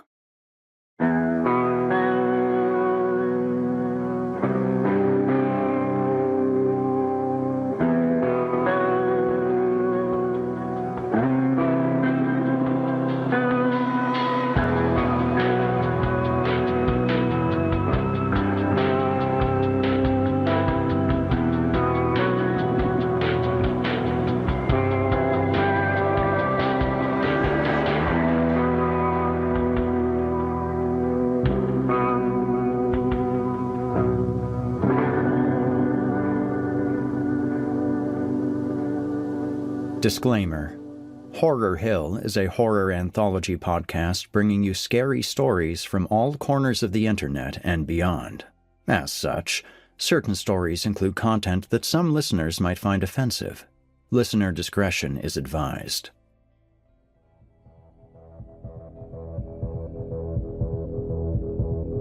Good evening, listeners. Welcome back to Horror Hill. I'm your host, Eric Peabody, and tonight we're concluding J.G. Martin's space epic, His Crooked Gospel, which we began last week. If you haven't yet listened to that episode, I recommend starting there first. But for the rest of you, here's a quick recap.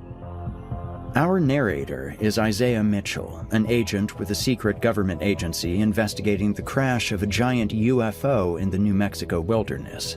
But this isn't the first time that Isaiah has met these extraterrestrials.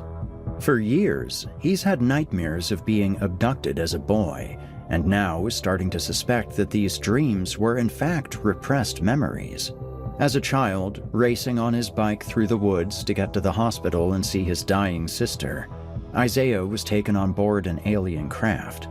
There, he met two Vitarians, advanced reptilian creatures that informed him that he would be melted down and replaced by a clone as part of a plan to counteract a being of great power and malevolence.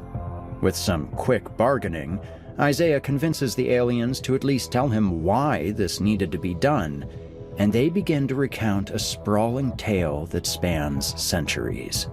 The Vitarian civilization had become infected with a virus that struck their race immortal yet infertile.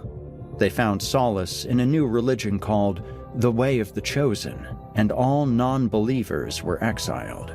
One of those exiles, known only as the Heretic, seeded life on our Earth, and after seeing the potential that the human race demonstrated, created an ultimate being known as the Runaway, human in form, but possessed of the ability to adapt and evolve to any adversity and with lightning speed.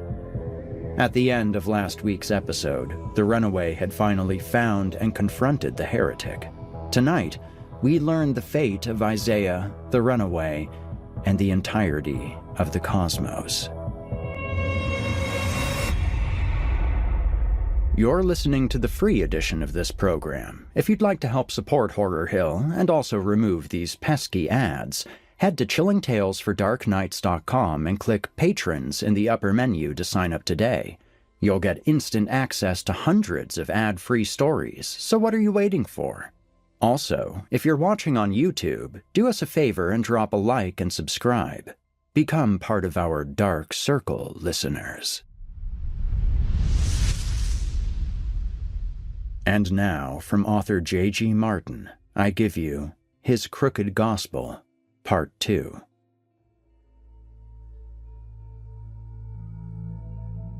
The Recall. Images riot past me, a torrential downpour of cosmic memory. I'm falling again, spiraling out of my body and mind, plummeting into the collective history of the Vitarian species.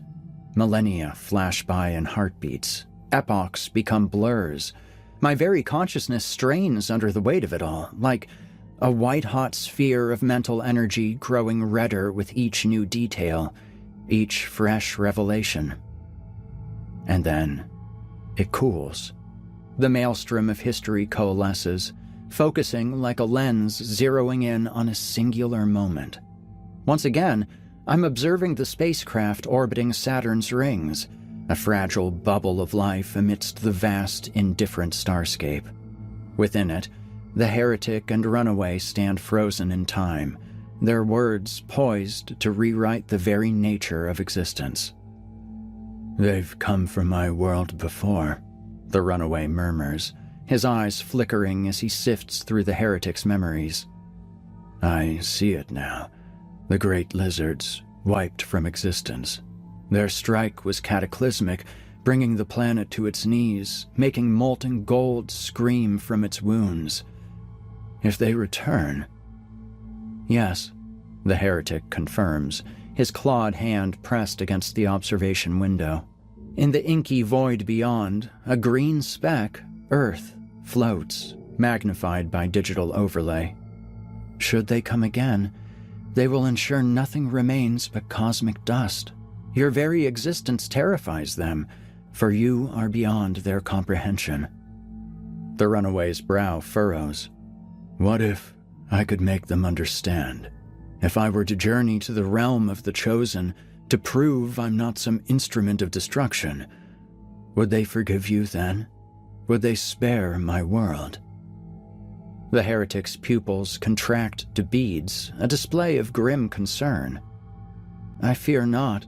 A millennium of peace couldn't sway them to trust you. It goes against their very nature. In their eyes, you will forever remain a false god. False god, the runaway echoes, the words alien on his tongue. Yes, a pretender. The runaway's eyes narrow, a spark igniting within them. If I am a false god, then what is a true one? The heretic taps a finger against his temple. It would be simpler for you to see for yourself. The runaway's expression hardens, his jaw set with determination. The heretic feels a cool whisper as his son's consciousness slips into his mind. The runaway's eyes become slits, his lips pressing into a thin line as he delves deeper and deeper into the vast ocean of the heretic's knowledge. Suddenly, he recoils, sucking in a sharp breath. Him, the runaway gasps, his eyes wide with a mixture of awe and terror. The heretic kneels, placing a comforting claw on his son's trembling leg. Yes, the distant one. He is the deity of the chosen, the purported omnipotence that exists just beyond the reaches of the universe. In the edge, the runaway whispers, his voice quivering with a cocktail of fear and excitement. He turns to the heretic, his eyes alight with a feverish curiosity. Have you ever visited this place? The Edge? Never, the heretic says, shaking his head. It is a realm beyond reach. Countless Vitarians have embarked on pilgrimages, but none have returned. If the universe can be called hostile to life, then the Edge, it harbors an active, implacable malevolence toward it. All who seek it are consumed. The runaway falls silent, his gaze drifting back to the star-speckled void. Even his unfathomable mind seems to struggle with the weight of these revelations. Moments stretch into minutes, minutes into hours. The heretic attempts to speak, sensing a shift in his son, but the runaway remains unresponsive, motionless, his eyes unblinking. At last, the runaway's lips part, his voice barely a whisper. I should have realized long ago that these humans were not like me, and nor, for that matter, are you. A tear escapes the corner of his eye, followed by another and another, until they cascade down his cheeks in a quiet river. The heretic, recognizing this display of human sorrow, moves to comfort his son, but the runaway shrinks from his touch. I was born of humans, the runaway says, his words fracturing under the weight of his grief. I was shaped by them. Their genetic influence torments me, driving me toward this inescapable need for companionship and connection. But these humans, they offer nothing to sate this hunger. Their experiences are too limited to grant me wisdom, their perspectives too narrow to afford me knowledge. My mind expands with each passing moment, my capabilities growing beyond measure. I sit before you, evolving still, and yet...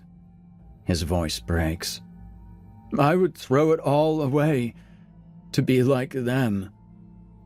He turns, locking eyes with the heretic. Why? He pleads. Why did you make me this way, Father? The heretic's voice is brittle, shattered by the suffering in his child's words. I am sorry, he says, the words feeling wholly inadequate. I never meant to burden you with such an existence. If it were in my power, I would take away your pain in an instant. The runaway turns away, his knuckles cracking as his hands clench into fists. He raises an arm, wiping away the tears with a swift, angry motion. Perhaps, he says, his voice low and determined. You already have, Father. My child, the heretic asks, confusion in his tone. I don't understand your meaning. Connection, the runaway explains, rising to his feet. He leans his forehead against the cold surface of the observation window, staring out into the abyss. His dark hair falls across his hollow eyes. I will find it, Father. Someone like me. Someone who truly understands what it means to exist without limitations, to stand above all other forms of life, unburdened by ignorance. An uneven smile slips across his lips. I will find God. 12 October, 1991. My consciousness crashes back into me like an asteroid impact. Every nerve ignites, electricity coursing through my limbs in violent spasms, as something powerful holds me down. War. My vision swims into focus, and I see him looming above me, gripping my shoulders. His eyes are wide with a mixture of concern and fascination. Behind him, Kaz hovers anxiously. Both of their pupils are pulsing like strobe lights. You saw? They ask in perfect unison, their voices thrumming with urgency.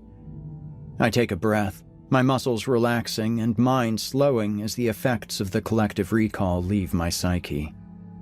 More than before, I croak. The runaway, he went in search of God, or the distant one, is that right? War nods solemnly. Yes, the runaway sought out the distant one in the edge. I apologize for the abrupt extraction. Your biometrics indicated extreme stress. How do you feel, human? Fuzzy, I mutter, blinking away the last vestiges of disorientation. But I'm okay, I think. I look up at the Vitar pair, suddenly aware of the tension crackling between them. Is everything all right? They exchange loaded glances. Kaz huffs, a sound like grinding boulders, before stalking back to his console. His clawed feet click ominously against the metal deck. War's eyes, by contrast, are wide with barely contained excitement. We extracted significant data during your recall, War explains, practically vibrating with enthusiasm. This could prove invaluable to our mission, exponentially increasing humanity's chances of survival. That's incredible, I exclaim, a spark of hope igniting in me. So, does this mean you're scrapping the whole turning me into human soup thing? Oh, no, War says gleefully. Your genetic material has become even more valuable. By combining it with the neurological data harvested during your recall, we can dramatically accelerate the development of our countermeasure. The spark of hope in me gutters and dies. Maybe it's the lingering effects of the sedative, or perhaps I've simply reached my limit for cosmic disappointments. But something inside me snaps, and I round on War, my voice trembling with barely contained fury. So that's it? I get this close to understanding the biggest asshole in the universe, and instead of answers, you're just going to liquefy me? That's my reward. Human, War begins, but I cut him off, my emotions boiling over. No, you listen. I've been nothing but cooperative. If what you're saying is true, if my data has actually helped turbocharge humanity's salvation or whatever, then don't I at least deserve to see how the runaway story ends? Don't I deserve to see what I'm throwing away my life for? Listen, human, Kaz thunders, startling me. I turn to find him fixing me with an intense stare. You will enter the recall once more. I blink, caught off guard. I will? Yes. War's pupils shrink in unease. But Kaz... Enough, Kaz interrupts, his own pupils flaring. The human has aided our efforts at great personal risk. We offered closure. It is time we delivered. He takes a deep breath, his booming voice softening as he addresses me directly.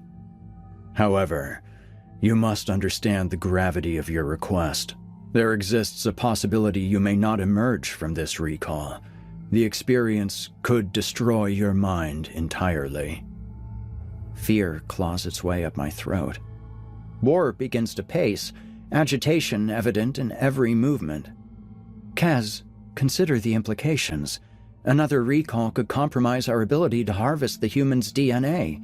After our recent discovery, Kaz cuts him off, his tone curt and final. When the heretic created these humans, he did so believing that one day they would choose their own destiny. Perhaps that day has come. Ward turns back to me, desperate.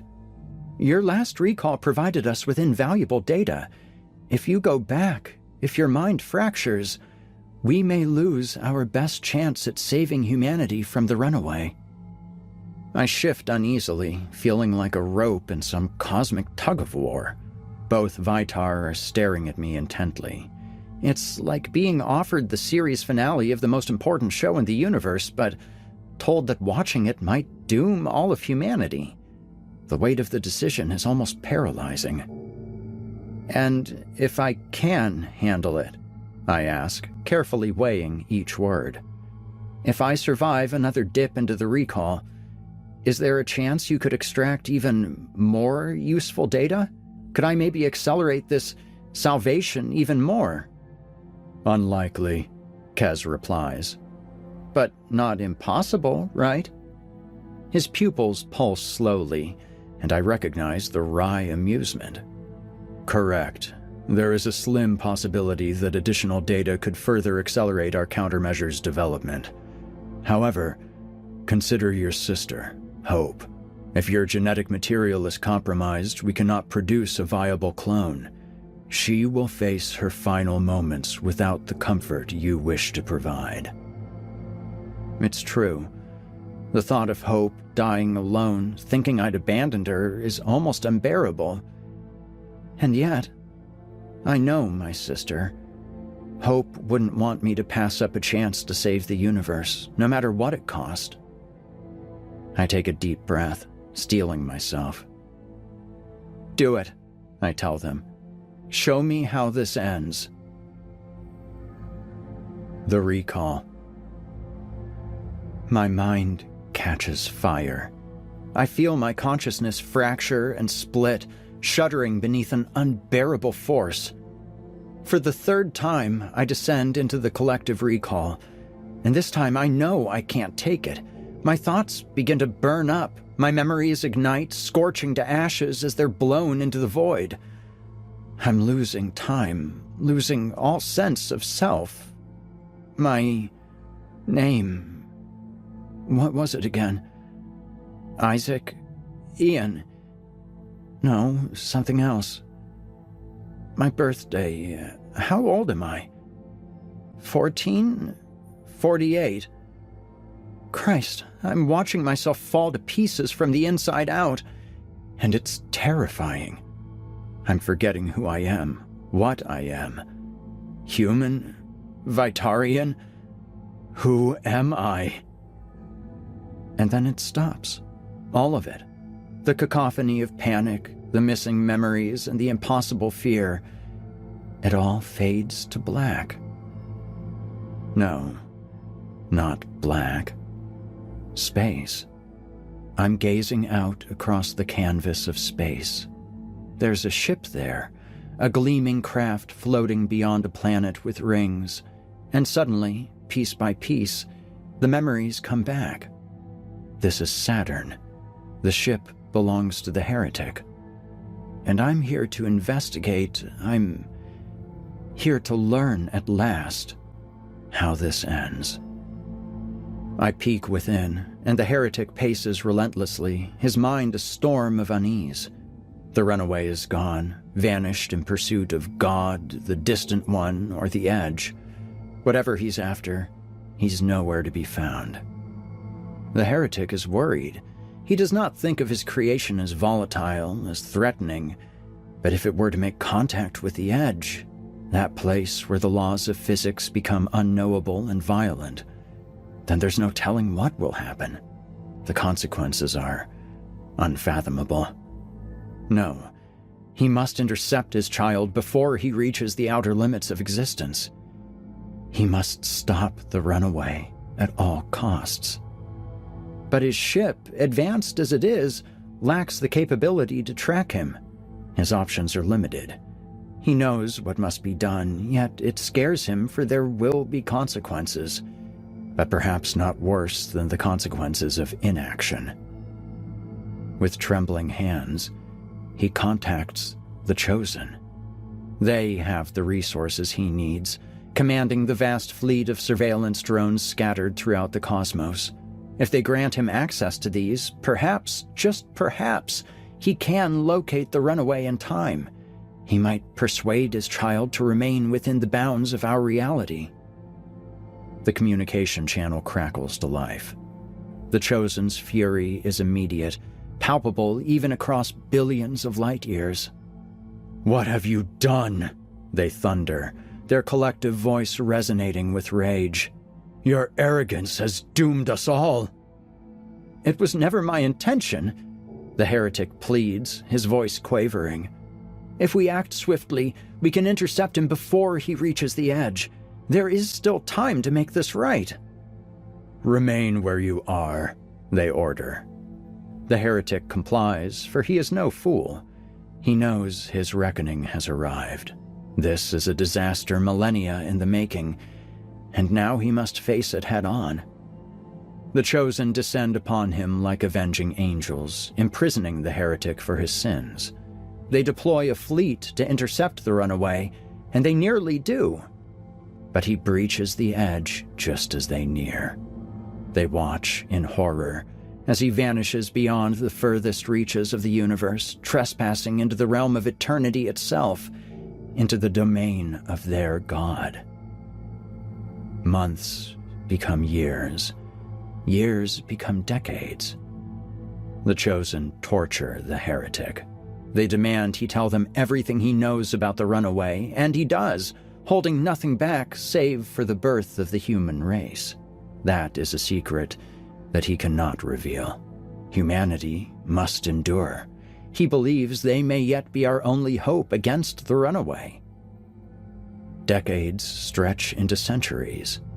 The heretic languishes in chains, buried in a lightless prison beneath the surface of a dead world.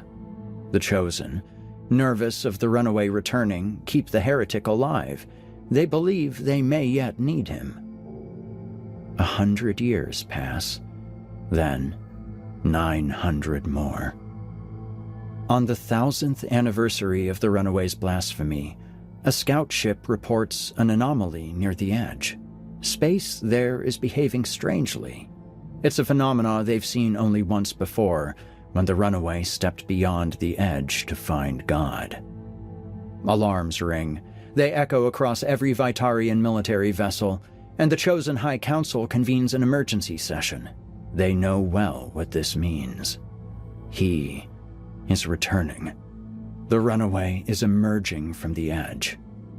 A Vitarian armada materializes, a swarm of gleaming vessels poised to intercept the runaway. As they converge, a collective gasp ripples through the recall. The runaway has changed. Gone is the human form.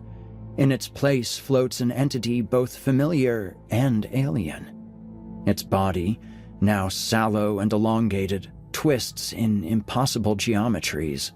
Eyes, once windows to a human soul, have sunken into abyssal voids. Images cascade through the collective recall, searing themselves into the consciousness of every Vitarian. The heretic, summoned before the High Council, trembles as he beholds what his creation has become. This is not him," he whispers, his voice cratering. "This is not my son." "Then what is it?" they demand, their pupils pulsing with fear and trepidation. But if the heretic knows, he does not speak of it. He watches in detached horror, his whole body trembling as 1,000 military vessels surround the runaway. Yet, his son does not flee. He floats idly just beyond the edge, unbothered by the building threat around him. "Surrender," booms the flagship, "or we will be forced to open fire." "Fire," the runaway answers, his words echoing across the universe. "You know nothing of fire." With a twist of his wrist, The runaway unleashes a nightmare. 1,000 warships shatter like glass, erupting in cerulean and obsidian flames. Video feeds blink out one by one, leaving only static in their wake. A lone surveillance droid, distant and unnoticed, captures the unfolding carnage. It beams the footage to the High Council and the heretic, who weeps silently, drowning in despair and regret. But the High Council has had 1,000 years to prepare for this. They are not yet finished. As the last of the warships burn to dust, they reveal a ring of planets surrounding the runaway. These planets have come a long way. They have been carted from distant solar systems, distant galaxies, and they have come here for one reason: to become dust. With the flick of a switch, ancient engines roar to life.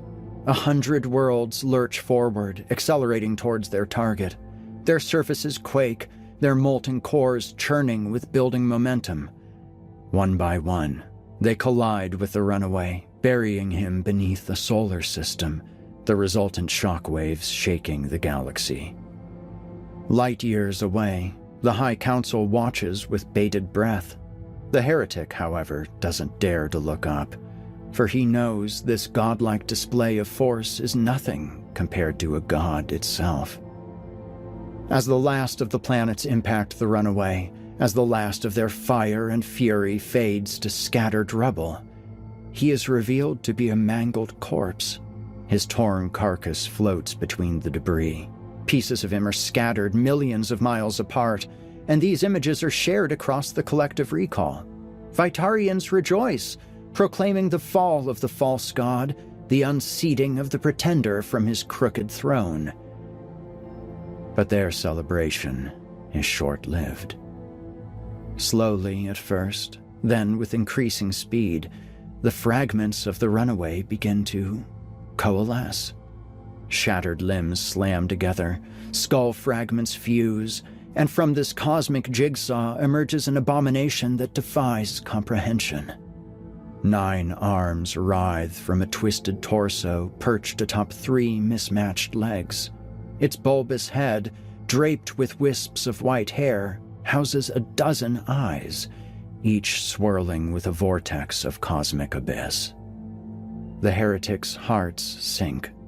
This thing before them is no longer his child, no longer alive in any recognizable sense. It has transcended life, death, and everything in between. It is something new, something less. But the High Council is not convinced. 1,000 years is a long time, and it's longer still for a race as advanced as the Vitar. They have suffered wars that have ended solar systems, turned whole galaxies into wastelands, and so they are no strangers to violence. This runaway, he will learn his place, one way or another. Those planets were never meant to end the monster. No, they were merely an opening salvo, a distraction to give the High Council time to prepare their real weapon. And now, the fuse is lit.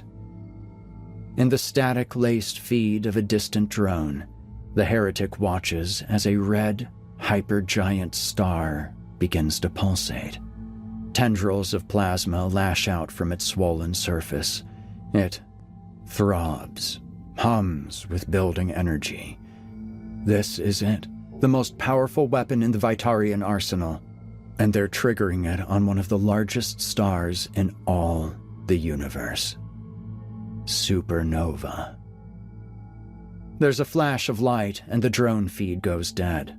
Another drone is tapped from a neighboring system, and it reveals a terrible sphere that's growing. It's an explosion that's engulfing everything within millions, billions of miles. It's stretching outward, consuming everything in its path. Planets, stars, and entire solar systems are vaporized in the cosmic inferno of a dying titan. When the light finally fades, it reveals nothing. Multiple star systems reduced to less than ash, all wiped from existence. Even the runaway is no more. It seems too good to be true. The heretic wants to believe, but he can't. He knows just what his creation is capable of, having already seen it recover from being splintered into pieces and scattered across space. He may be atomized, but... And there, cold dread grips the heretic's hearts. Slowly, pieces of matter begin to grow in the void. They grow and they grow, reforming until the runaway's screaming mouth emerges from a body now wholly unrecognizable as human. It's a skeletal figure, long and decrepit, with dozens of limbs and 1,000 teeth. Its eyes have become one, and within it, there is emptiness. But the Vitarians aren't finished.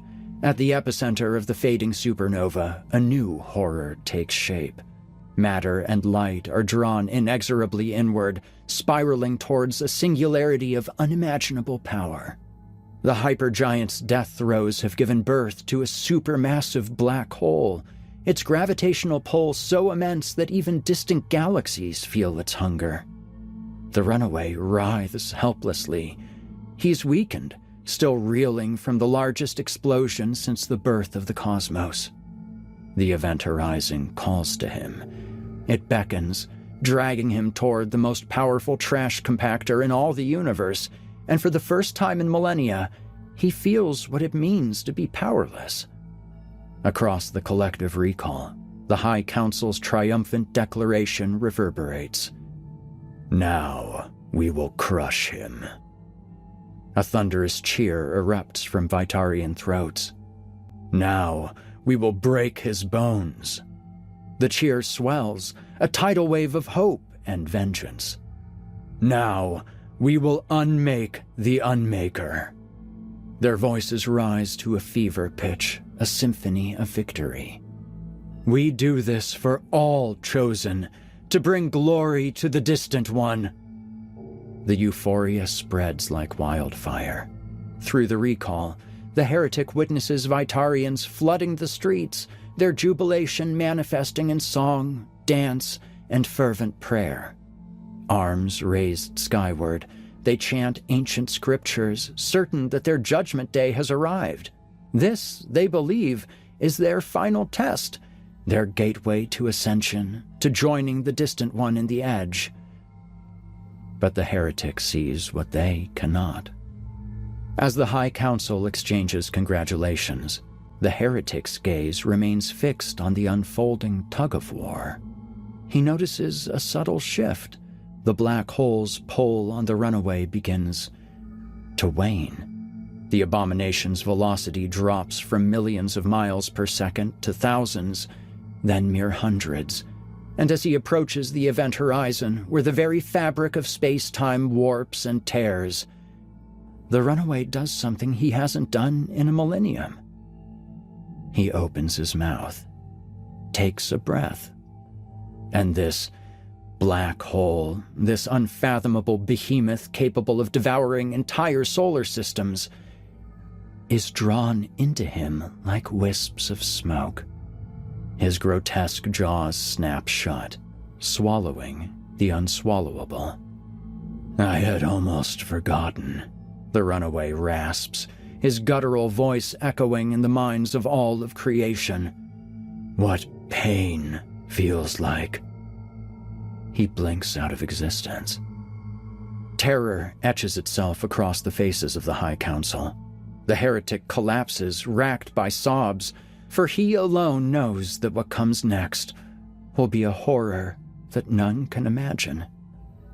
End this, he pleads, voice cracking with despair. End us all. And in his mind, he hears screaming. In all of their minds, they hear screaming. Chaos erupts across the collective recall. They watch as Vitarians flee in blind panic, pursued by a mangled creature with an eye like a melting star. He is here. The runaway has come. You, the High Council roars, rounding on the heretic. We showed you leniency, but it's clear that the Distant One demands your blood. A foot presses down on the heretic's head.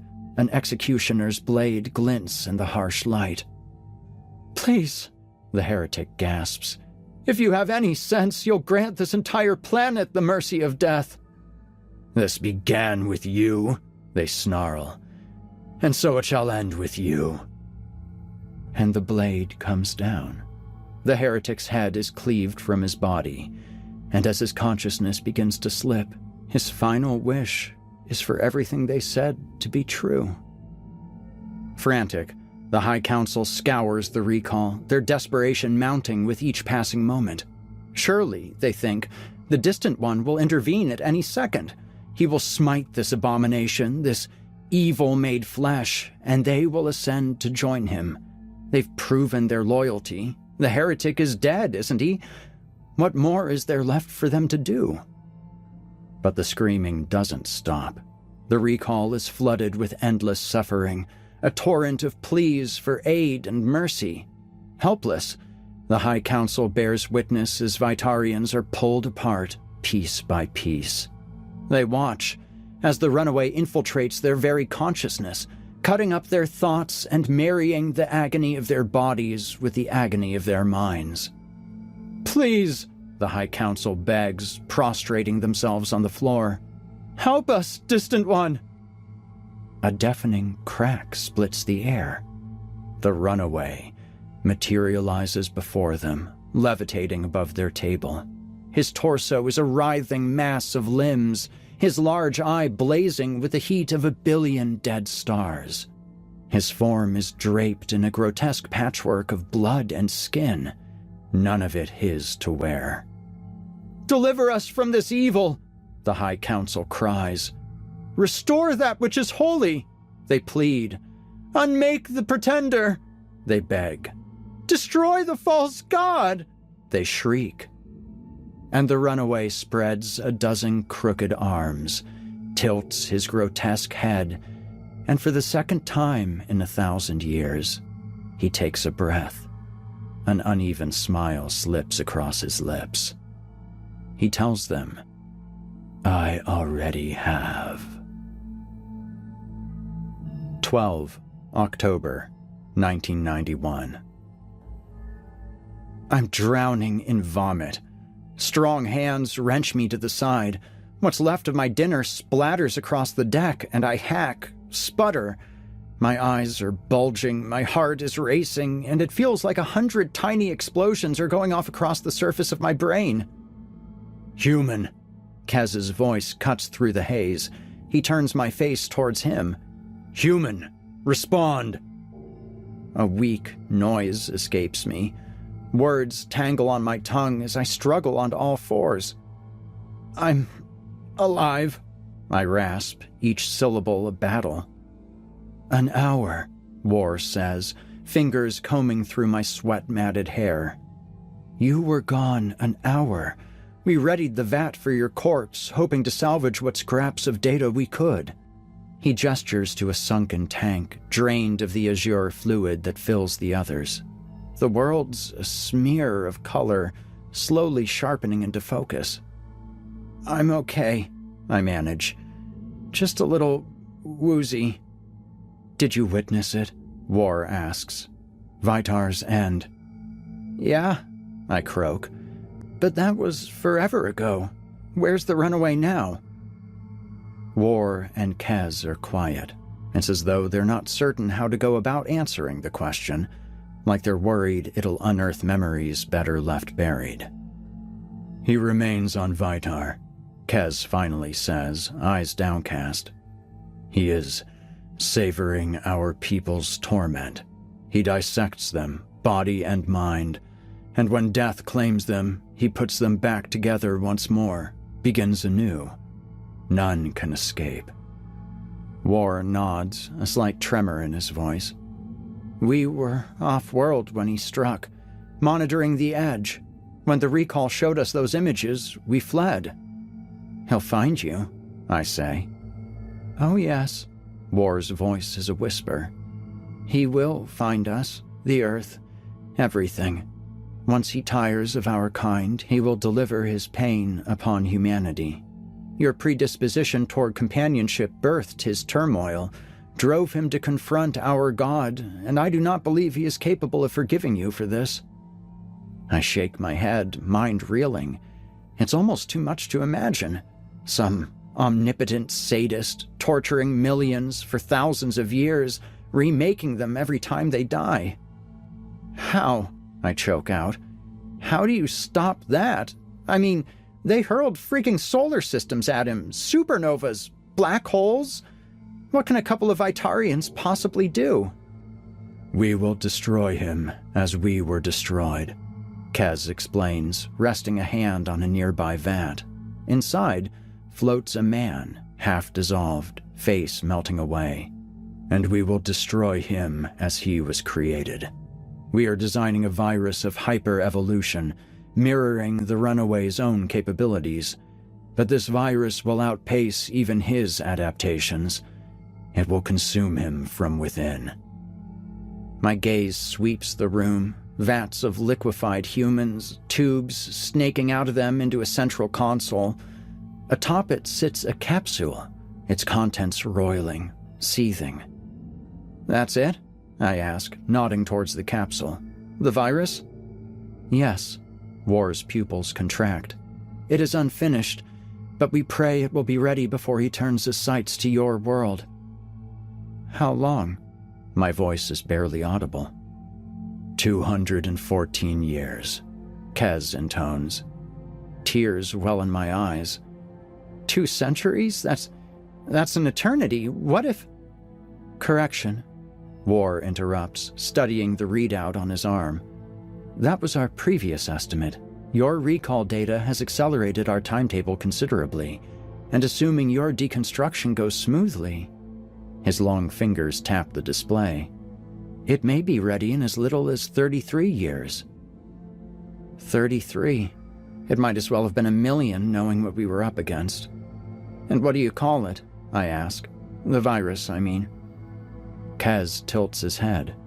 Query unclear. A name serves no purpose.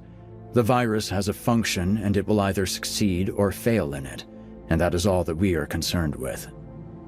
No purpose? I say, incredulous. Come on, Kez. This thing is the universe's last hope. It's humanity's. That's a big deal, isn't it?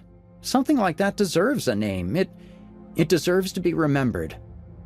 War's readout flashes. Your cortisol is spiking, human.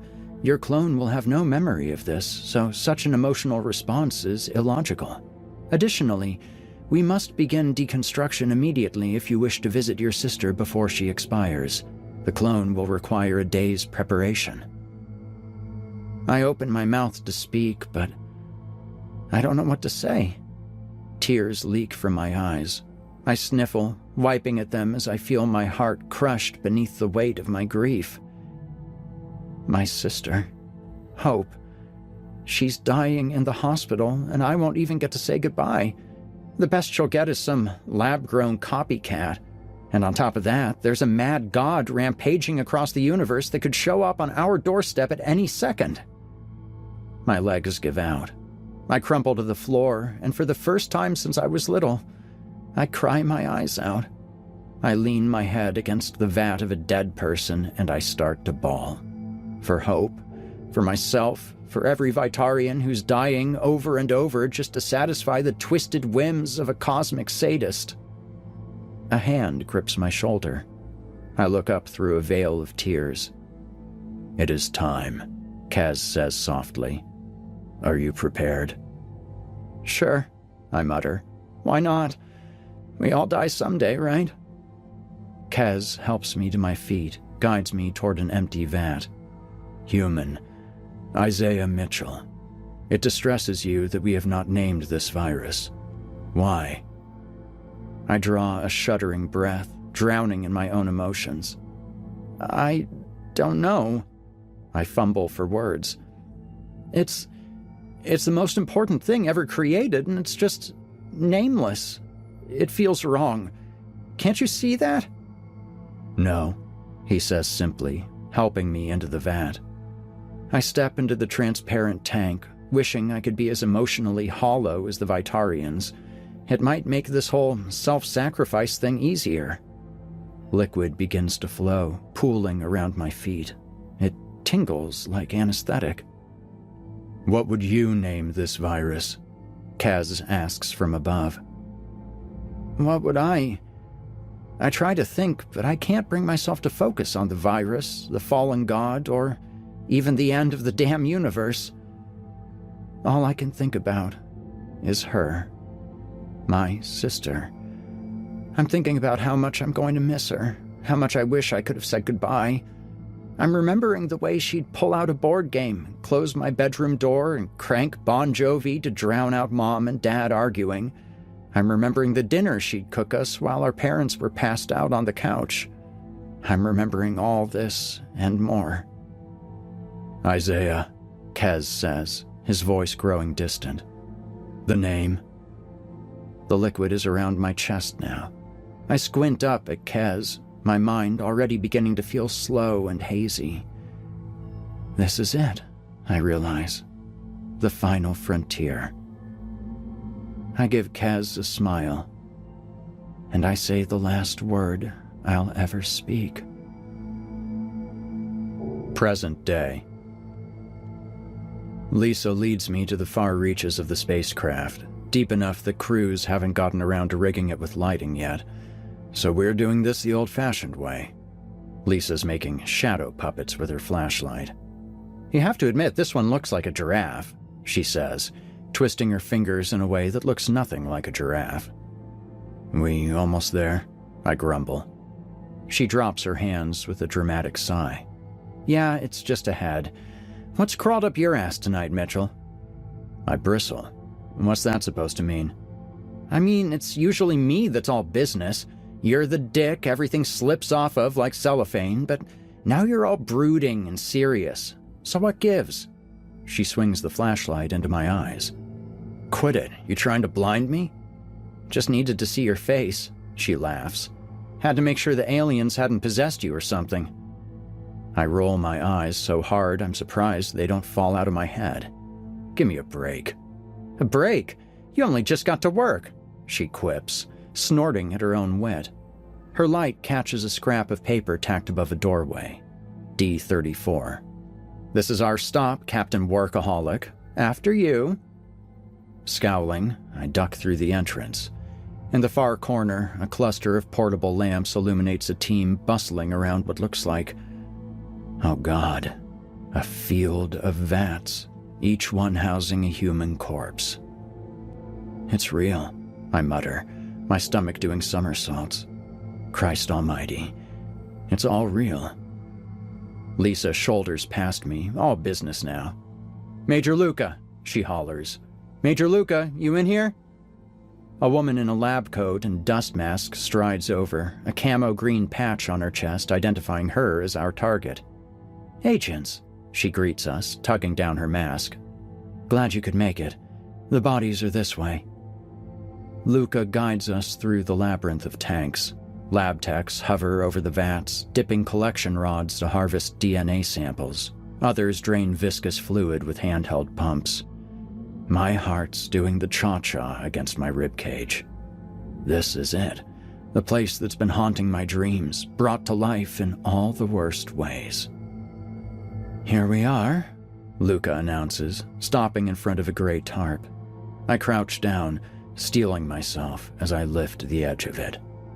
2 massive corpses lie beneath, their skin scaled, teeth like serrated knives, claws that could disembowel a grizzly, and tails that look strong enough to crush concrete.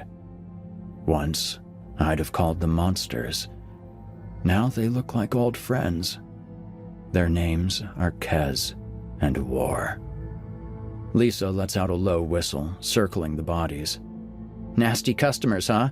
Good thing they weren't up and kicking when we busted in. Bet they'd have gone all xenomorph on our asses." She mimes a facehugger attack, complete with ridiculous expressions. Luca chuckles. Meanwhile, I'm lost in my thoughts. I can't tear my eyes away from the dead Vitarians. How? How could they let this happen? They were the most advanced species in the history of the cosmos, so how the hell did they get shot down by something as archaic as an F-35? Did the pilot file a report? I ask, my voice distant. Lisa's eyebrows shoot up. You're looking at the first real flesh and blood aliens that anybody's ever seen, and you're asking about paperwork? She shakes her head. Mitchell, I'm telling you, you're losing it. The report, I insist, fighting to keep my voice level. What did the pilot see? Why'd they fire on the UAP? Luca glances at Lisa, who heaves a suffering sigh. Fine, let's get this over with, Lisa says. The pilot picked up a weird signature on radar, went to check it out. Says he saw this massive craft flickering in and out of existence. There 1 second, gone the next. Real Twilight Zone shit. Figured it might be some next-gen Chinese tech, so he called it in. Before he could finish his report, though, the UAP fired off something. Something? I echo, my brain working overtime. Like a weapon, or... Lisa shrugs. Your guess is as good as mine. That's what the pilot assumed, though it might be a preemptive strike, so he gave it hell, emptied everything he had into it. And what was it really? What did the UAP actually launch?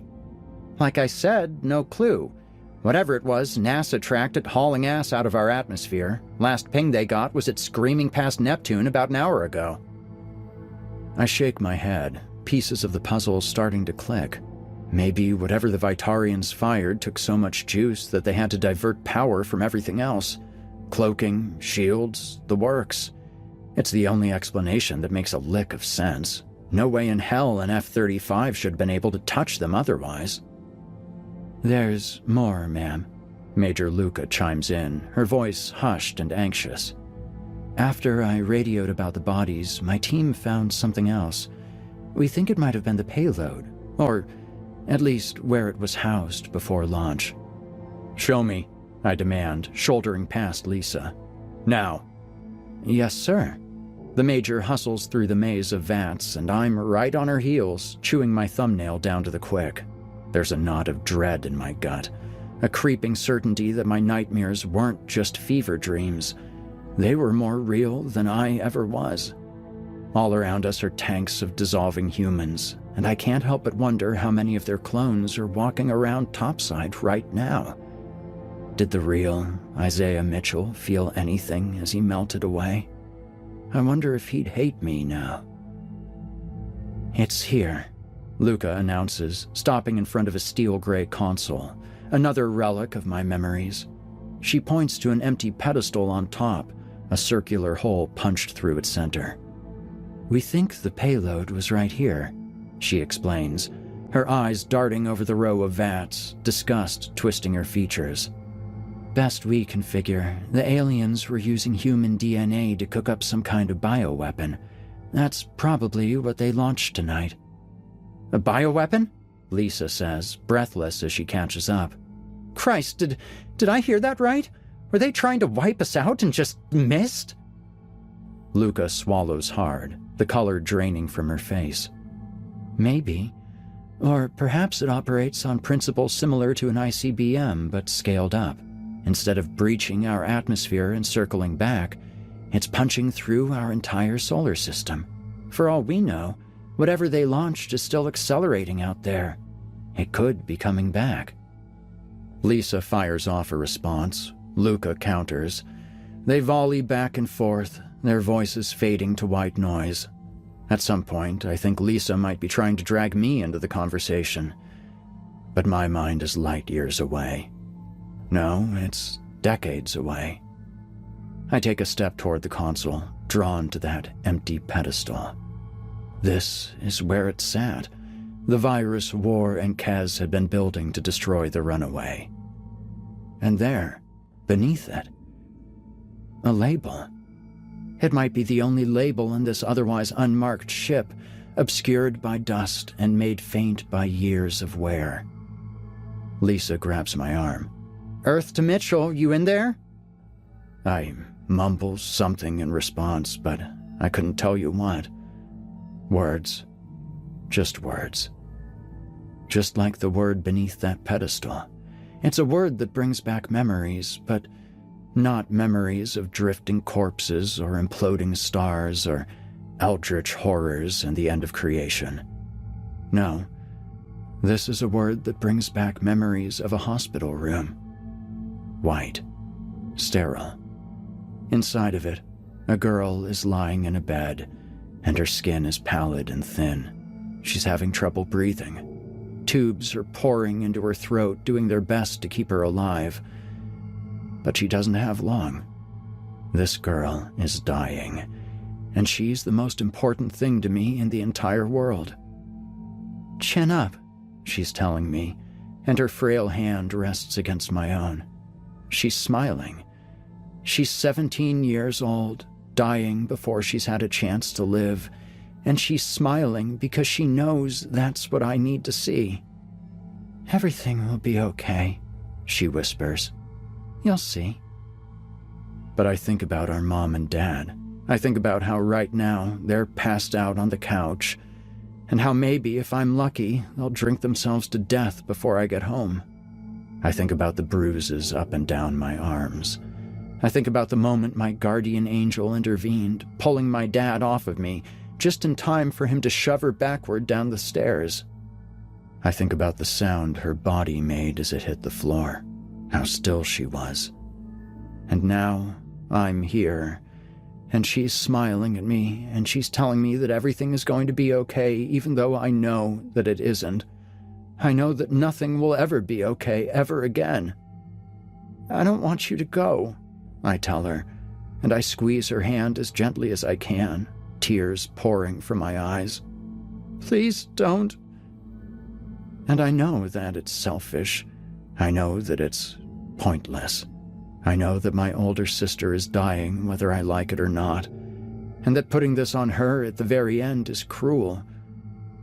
But I'm just a kid. I know if I don't try, I'll always wonder if it might have worked. If maybe I had just asked, then she might have stayed. The machine that's beeping in tune with her heart starts to slow. She leans forward, presses her forehead to mine. I have to go," she murmurs. "But don't think for a second I won't be watching over you. Dizzy, Izzy?" Beep. I blink back tears. "Promise?" Beep. "Sure," she rasps, pulling me into a frail hug. "That's what big sisters are for, right?" And we hold each other like that until the beeping stops. "I'm talking to you!" Lisa's voice cuts through my reverie like a knife. "Huh? Oh, now he speaks." Lisa's eyes are wild with panic, her hair a disheveled mess. She fumbles with her flask, taking another long pull. "What's wrong?" I ask. She wipes her mouth with the back of her hand, her voice clipped and urgent.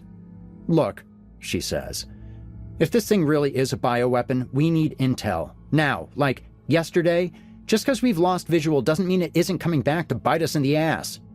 She yanks out a crudely printed map, jabbing at it with a trembling finger. "Here's the plan. I'll coordinate a sweep of Alpha through Delta corridors. You take Echo through Hotel. We're looking for anything. Records, data, a post-it note with how to build a fucking doomsday weapon scrawled on it. Got it?" Right," I mumble, still half lost in my memories. I'm on it, Lise." "Great."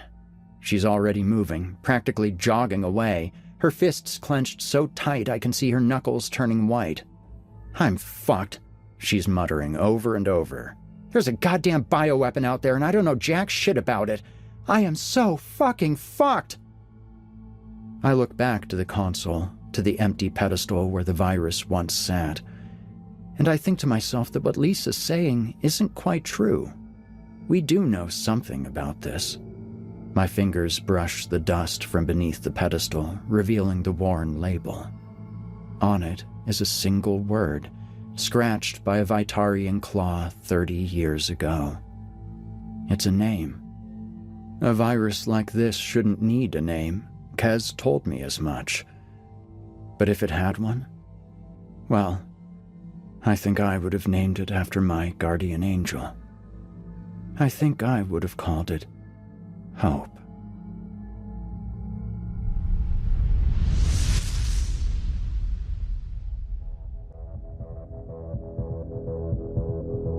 You've been listening to His Crooked Gospel, Part 2 by J.G. Martin. J.G. Martin writes about monsters and the things they get up to when we aren't looking. His work has been featured across a slew of podcasts, captivating millions of listeners around the globe. Martin currently resides in British Columbia with his cat and editor, Opie. His ultimate dream is to one day own a secret lair behind a bookshelf.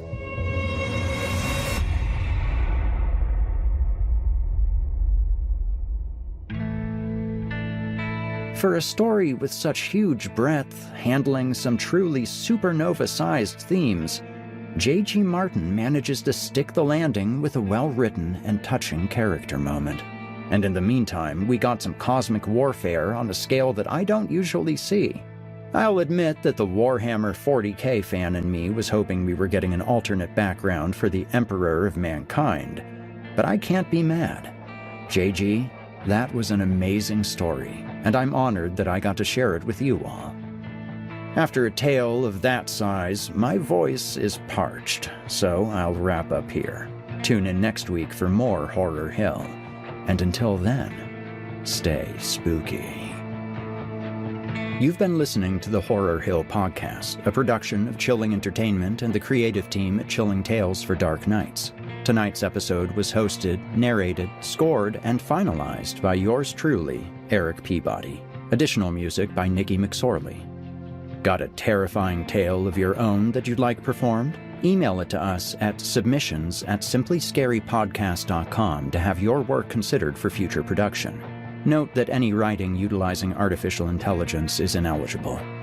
If you enjoyed tonight's episode, why not help us spread our dark presence online? You can follow Chilling Tales for Dark Nights on social media, and upvote, subscribe, and hit the bell notification icon if you're listening to this on YouTube. It helps us out a lot, and also keeps you up to date on new episodes.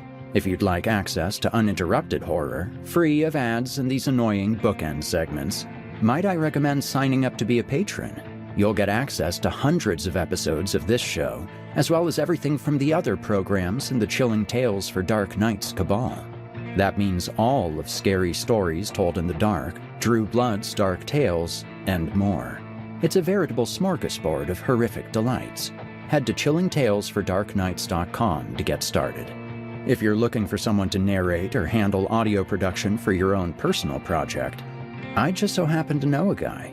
Email me at ericpeabodyvoice@gmail.com. That's erikpeabodyvoice@gmail.com, and we can talk details. If darkness is what you're after, listener, your search is over. Yet, let it be known, you haven't found the darkness. The darkness has found you.